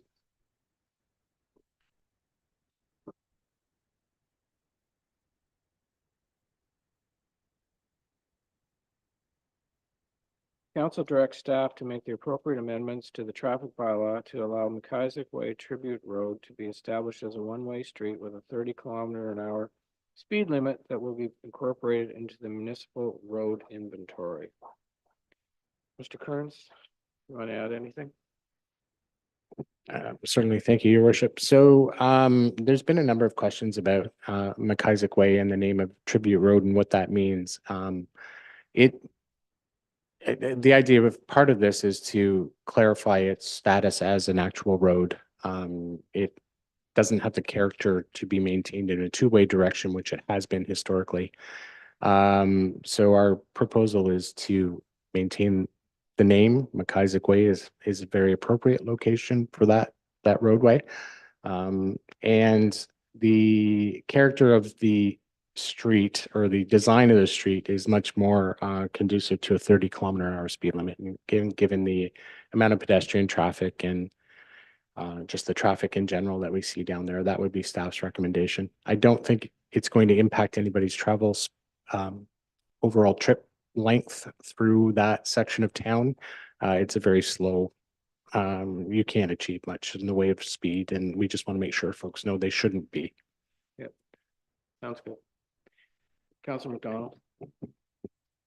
Thank you, Your Worship. To Mr. Cairns, would this opportunity or will this present an opportunity to perhaps create some additional parking spaces in the future? Through your worship. So staff have had that discussion. I guess the short answer is yes, it may offer the opportunity to do that. We've discussed different opportunities in that general waterfront area in which to increase our stock of parking. And I think we have some good viable plans coming forward. So whether the change to a one-way street is the driver of creating some more parking, we do have some other ideas down in that area that we should have a significant net increase in the number of parking spots available. Thank you. Anything further? All in favor? That's carried.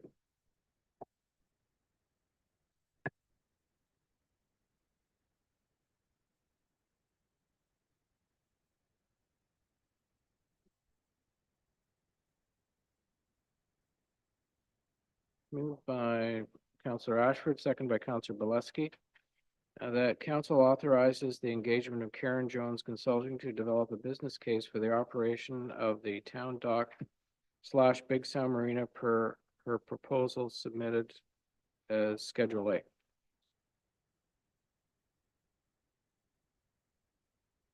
Chief Thompson, did you have anything you wanted to add to it?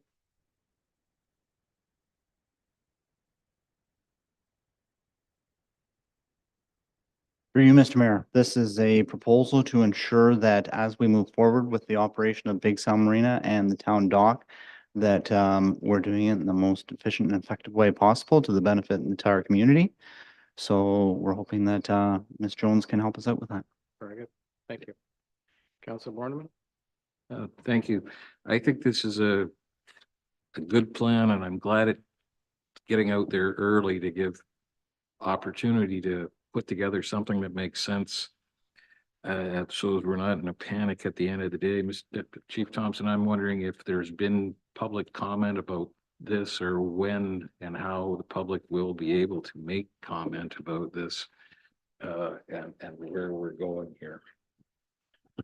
Through you, Mr. Mayor, a couple of comments to that question. First of all, I've been contacted numerous times over the weekend, from Friday, Saturday, Sunday, and today, and Monday, from various marina operators in the area who are quite interested in how this will develop. A couple of comments they made were that they see significant opportunities for partnerships in the future amongst themselves and how they could move forward. And also that they're very pleased with the timelines that we've have together in this report as well as in the next report. It's going to allow them time to properly assess the operations, how they could fit into it, and allow anyone who wants to a really appropriate amount of time to brainstorm and put together a good proposal to move forward. So these two reports tie together in that sense, in that they're setting a timeline for how we move forward with this initiative. And with the business case development, once we receive that business case will be a public document. We'll be bringing it back to council with more discussions on how we plan on moving it forward and what an RFP might look like when we release it. Okay, very good. Councilor Keith? Thank you. Mr. Thompson, could you just clarify the procurement policy as indicated in the report? Could you expand on that, please? Thanks. Through you, Mr. Mayor, the town has a procurement policy that we work with. Consulting does not need to go out for an RFP, and that's noted in this report. We have an individual who we've worked with extensively on our strategic plan development, and who also has a great deal of background in business development. And we would like to utilize that person due to their knowledge of the town, their clear understanding of what we're expecting to get out of waterfront operations and how the waterfront should move forward in the future, as well as an extremely healthy relationship with this firm. So the procurement policy allows us to do this sole sourcing as noted in the report. Anything further? All in favor? That's carried.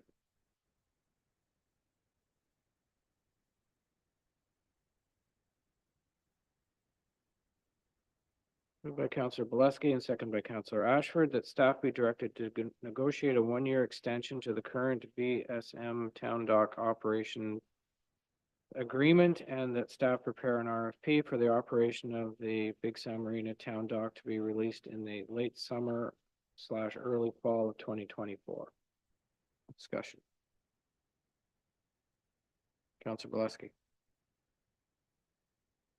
Thank you, Your Worship. This relates back to the last one. Is there any chance that Karen Jones Consulting could move up their, I guess what I'm trying to say, I'd like to see their report come out maybe in time that we wouldn't need to negotiate this additional year? Can it be done in time so that when this contract is up, that everybody could bid on it on the new schedule?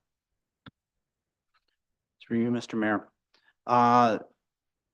There, I would suspect there are opportunities to rush through this process and have Karen Jones move as fast as she possibly can. Staff believe that's not the best course of action. Staff believe that there should be some time allowed here. Conversations with the some expected bidders is that they would like to be dealing with this in the off season, not in the busy season. As well as I believe that we have been doing business down at the town dock and Big Sound Marina the same way for 10 or more years. I think there's significant opportunity to do things in a different fashion that's going to benefit the entire town. It's going to benefit the waterfront. And that we have an opportunity here to move forward in a manner that is different than what we've done in the past. To be able to do that, we're going to need some time to discuss with Ms. Jones what her findings are, determine what appropriate revenues the town should be receiving for this initiative, and to put together an RFP that's going to properly reflect that and lay out in that RFP the expectations of what we're expecting to get in return from the operator for this opportunity. So although it is most likely possible that we could not need this extension, staff believe that we'd be better served by taking the extra time and making sure we do this right. Councillor McCann? For Chief Thompson, I don't want to oversimplify this, but is there something the town could manage for a year until the new plans kick in? I know it's been done before and I know there's a lot of logistics to that, but I'm just asking. Through you, Mr. Mayor, to do something of that nature, you would have to have 2 changeovers of operators in a 2-year span. I suspect that our level of service would plummet if we were to try to attempt to do that.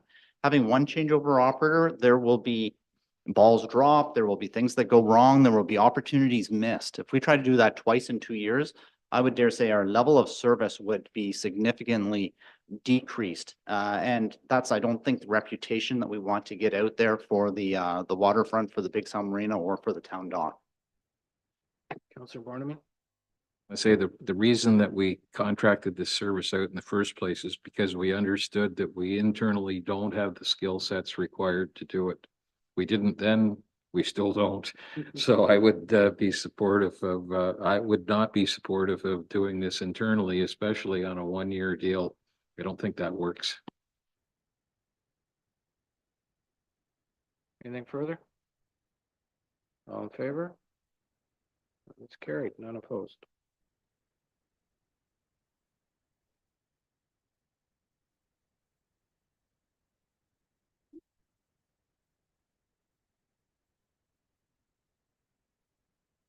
Moved by Councillor Ashford, second by Councillor Keith, that the Waterfront Advisory Committee's terms of reference be amended attached to Schedule A.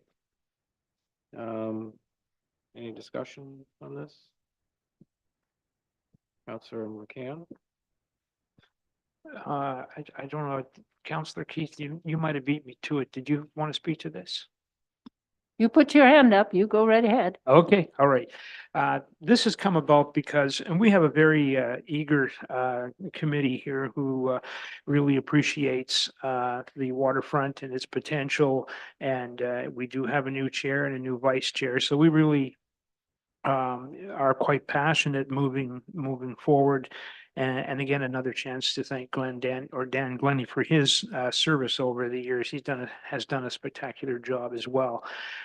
This has come up because we felt that meeting 4 times a year was not enough for people to keep in touch with each other and to keep on top of the things. There's so many things happening. There's a lot of moving parts, as we keep hearing that expression over and over, and there's much change coming. So we felt it was necessary, or most of us felt it was necessary, to meet more often than quarterly to keep on top of things.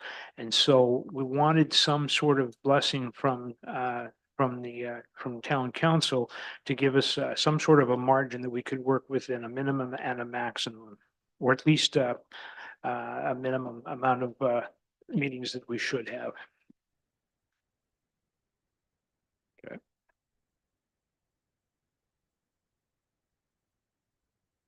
Anyone else? Councillor Keith, you're on that committee as well? Yes, I am. And I would just say, in discussions, I think it wasn't the maximum number of meeting, like the way it was originally worded, it was to me, it was a matter of semantics. The word "or" wasn't in the terms of reference. So it just said quarterly meetings, but it didn't say "or" at the call of the chair. It just said call of the chair. So by adding the word "or," that allows us to have more meetings if the chair so deems it, but it doesn't mean that we need, shall we say, 24 meetings in a year. It just allows that flexibility there. So I think that was why it came back, so we could have clarity there. I stand corrected. Yes, indeed. So if the chair wants more than 4 meetings, then that's up to the chair. Okay, there you go. Anything further? No? All in favor then? That's carried.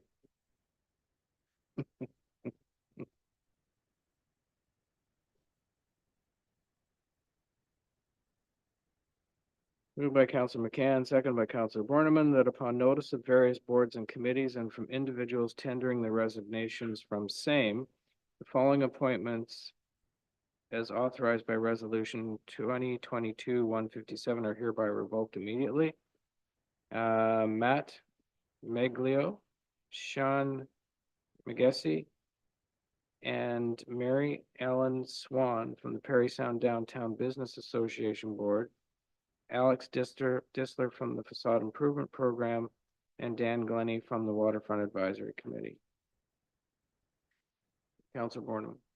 Mr. Mayor, I would ask that these folks get a letter of thank you. And the next question is, will there be an ad out to replace them in the near future?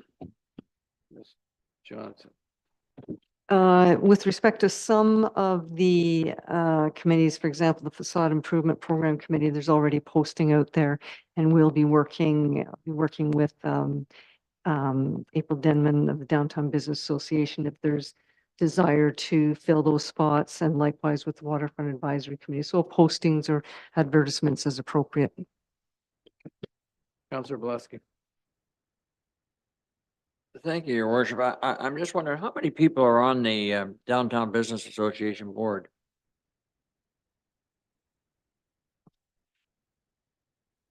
There is a minimum by board by council bylaw policy of, I believe it's 6 and a maximum of 10. And so currently there's 6 plus member of council, meaning so there's 7 currently. Thank you, Worship. To follow up, we're losing half of that board all of a sudden. We got half of the board resigning. I'm just. Well, you've got 3 people leaving from that board. Of 6. No, there's now 6 left. Oh, so there was 9. There was 9. We're 9 and we're going down. Correct. We're Yeah. going down. Plus. Okay, we're just wondering why this was happening. That's all. Your Worship, a couple of these resignations were a number of months ago as well. And they're from the time that the initial appointments were made in November of 2022. There periodically may have been a resignation and then new appointees made as well. Thank you. Okay. Anything further? All in favor?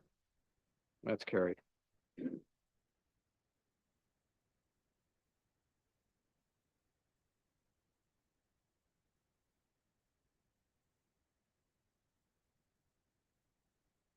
Moved by Councilor Borneman, seconded by Councilor McCann, that Council of the Corporation of Town of Parry Sound authorizes Mayor McGarvey to sign a letter of concern initiated by the Township of Georgian Bay and addressed to the chairs of the Standing Committee on Environment and Sustainable Development and on Transportation Infrastructure in Communities regarding floating accommodations. And I think there was some information in your package as to what some of these look like. And the concern arises when someone maybe has a cottage or two in a bay and these boats, not boats, sorry, these floating accommodations pull in, block all the view and use the water in front of those cottages, and yet they're paying significant amount in taxes and they're just floating out there. So it's becoming a concern to a number of ratepayers, and the safety aspect too, because none of them, I don't think they don't look like they're boat worthy. They get dragged into place and anchored, and that's about it. So any questions or comments? Councilor Bileski. Thank you, Worship. Oh, thank you, Worship. One of the other issues with that is, as you said, they're pulling front, and then these are not, the way it is now, they're not regulated as far as sewage and water goes, and some of them are dumping raw sewage right into the lake in front of your cottage or in front of anybody's cottage, you know. I think it does need to be controlled so that and again, some of them, there's no building codes, there's no nothing. So you can have a high wave come around or big wind come along, could blow it all down, and everybody just walks away from it and leaves a mess there. So I think they should be regulated better. The federal government calls them I forget the terminology they use, but it's not a vessel, but it's a structure. So I think we should support this and try and control them. Thank you. Any further comments? Councilor McCann? Well, don't you have to register your fishing hut? I mean, can you get anything simpler than that? You know, so Councilor Bileski's right. Anything further? All in favor? That's carried. Thank you.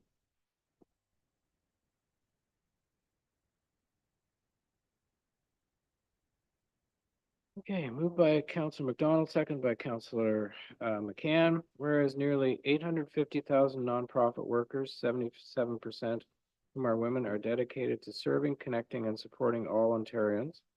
And whereas nonprofit workers have continued essential services throughout the pandemic, such as childcare, long-term care, shelters, community health centers, senior support, and more. Whereas Ontario's 58,000 nonprofits help create healthy and thriving communities and contribute 65 billion to the economy. Whereas Ontario's nonprofit sector is diverse from arts and culture, housing, sports and recreation, faith, child development, community health care, the environment, and more.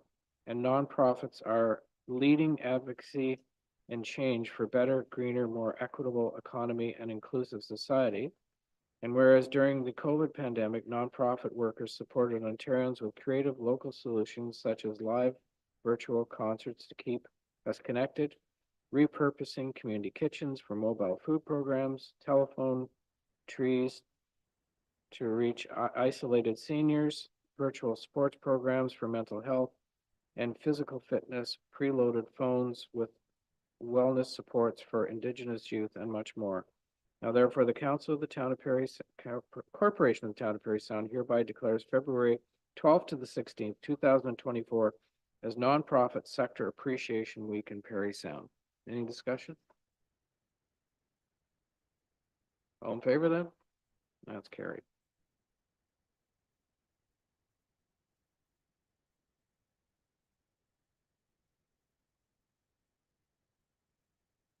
Okay, I need a mover and second for this direction. Councilor Borneman and Councilor McDonald.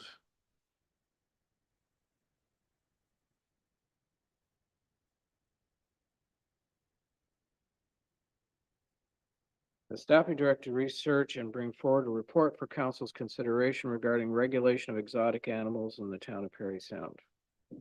So as a comment on this. This was brought up at actually our AMO board meeting. It's becoming something right across the province now or whatever, where let's say a mom and pop operation had a bunch of animals and that sort of thing, and then they decide to go out of business, and then they farm the animals out to whoever. There was a situation up further north where somebody had a baboon, and the baboon got loose and attacked a nurse and bit her. The nurse regularly gave blood, but because the baboon is a primate, the nurse can no longer give blood because she has been infected by the blood of, or whatever, of bacteria from the baboon. So other municipalities are experiencing other things as well. Basically, the direction is to do some research. If we decide not to do it, we don't have to do it. But it is becoming an issue in a number of municipalities. I think if you take a look in the States where people have a number of exotic snakes and they've let them go, and now Florida is in a position where they're really having issues because of people letting these exotic pets go. I'm really glad we have cold winters, hopefully, here, and we can keep that up because that way protect us in that aspect. But I think we need to be cognizant of possibly who has what animal in our community. And like, again, it's for staff to do the investigation to see what's out there. And we can have a discussion about it. And if we decide not to do it, we don't have to do it. But it is becoming an issue in some places. So comments. Councilor McCann? Is there any bylaw on the books right now that says you can't have an exotic and pet in your own home? Miss Kruger's online, and I think that she can speak to that for you. Thank you, Mr. Thompson. Through your worship, currently we do not have an exotic animal bylaw in Parry Sound. We have our dog control bylaw, and that's it. There are some regulations for our zoning bylaw, which would not allow for instance, farm animals on a residential property. So certain types of animals like that would be regulated already through the zoning bylaw, but that would not include exotic pets such as snakes and whatnot that you are seeing in some of the larger municipalities. At this time, we haven't had many concerns about exotic animals brought to our attention, but it is definitely something that is seen in certain municipalities. Thank you. Any further comments, discussion? No? All in favor then? That's carried. Thank you.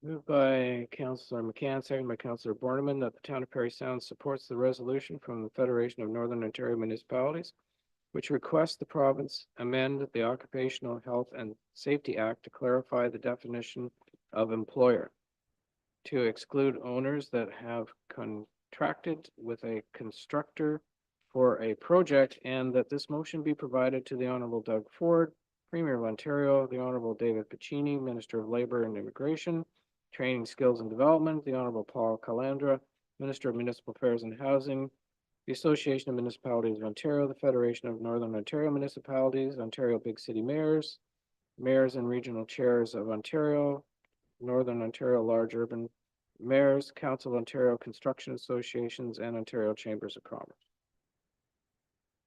Discussion? This did happen in Sudbury and they lost. So this is why it's coming forward, because somehow we need to protect ourselves. So, yeah, Councilor McCann. Is that the situation in which the city is like out $250,000 Yeah. plus more? Yeah, I read about that. Okay, all in favor then? That's carried. Thank you.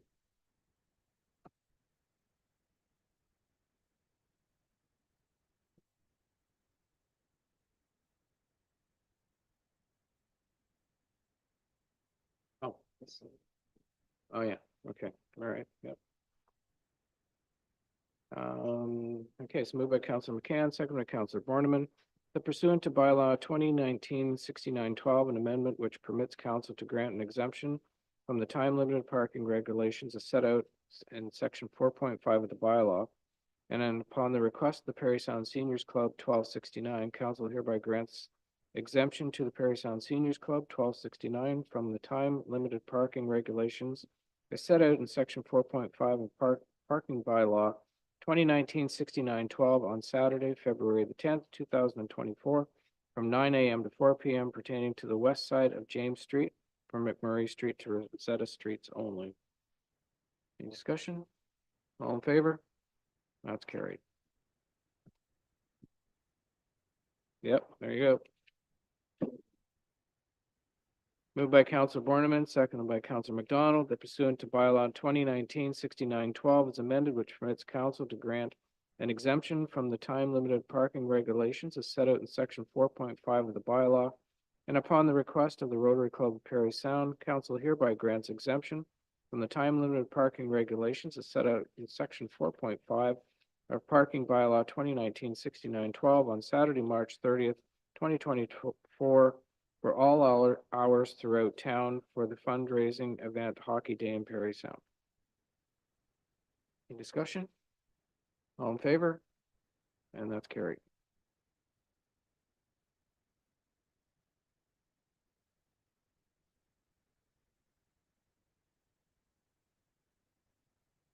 Moved by Councillor Keith and seconded by Councillor Ashford, the bylaw number 2024-7392 being a bylaw to authorize the execution of a one-year extension to the current service agreement with Waste Connections Canada for curbside waste and recycling collection be considered as read a first time. All in favor?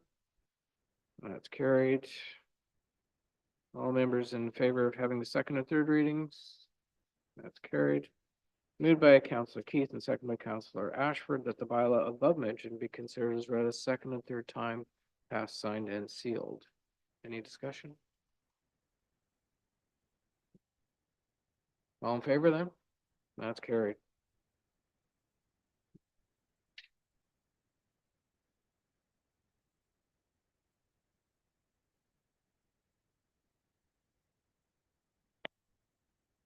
Moved by Councillor Bielanski and seconded by Councillor Ashford that bylaw number 2024-7393 being a bylaw to deem certain lots in the town of Parry Sound not to be part of a registered plan of subdivision alias incorporated 5 to 7 Albert Street be considered as read a first time. All in favor?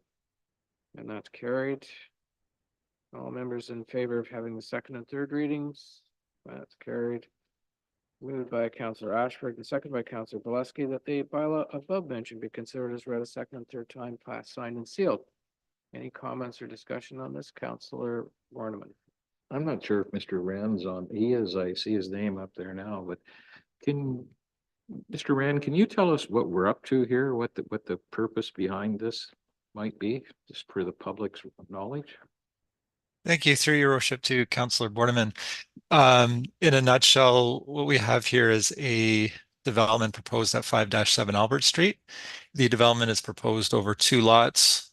Those lots are both lots on a plan of subdivision, and those lots need to merge in order for the development to meet the standards of the zoning bylaw. Councillor Keith?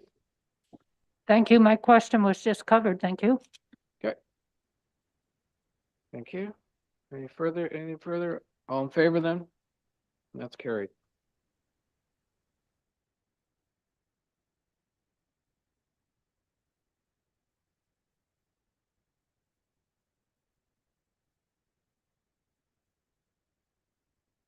Moved by Councillor McDonald, seconded by Councillor Borneman, that bylaw number 2024-7394 being a bylaw to confirm the proceedings of council be considered as read a first time. All in favor? That's carried. All members in favor of having the second and third readings? That's carried. Moved by Councillor Borneman, seconded by Councillor McDonald, that the bylaw above mentioned be considered as read a second and third time, passed, signed, and sealed. All in favor? That's carried.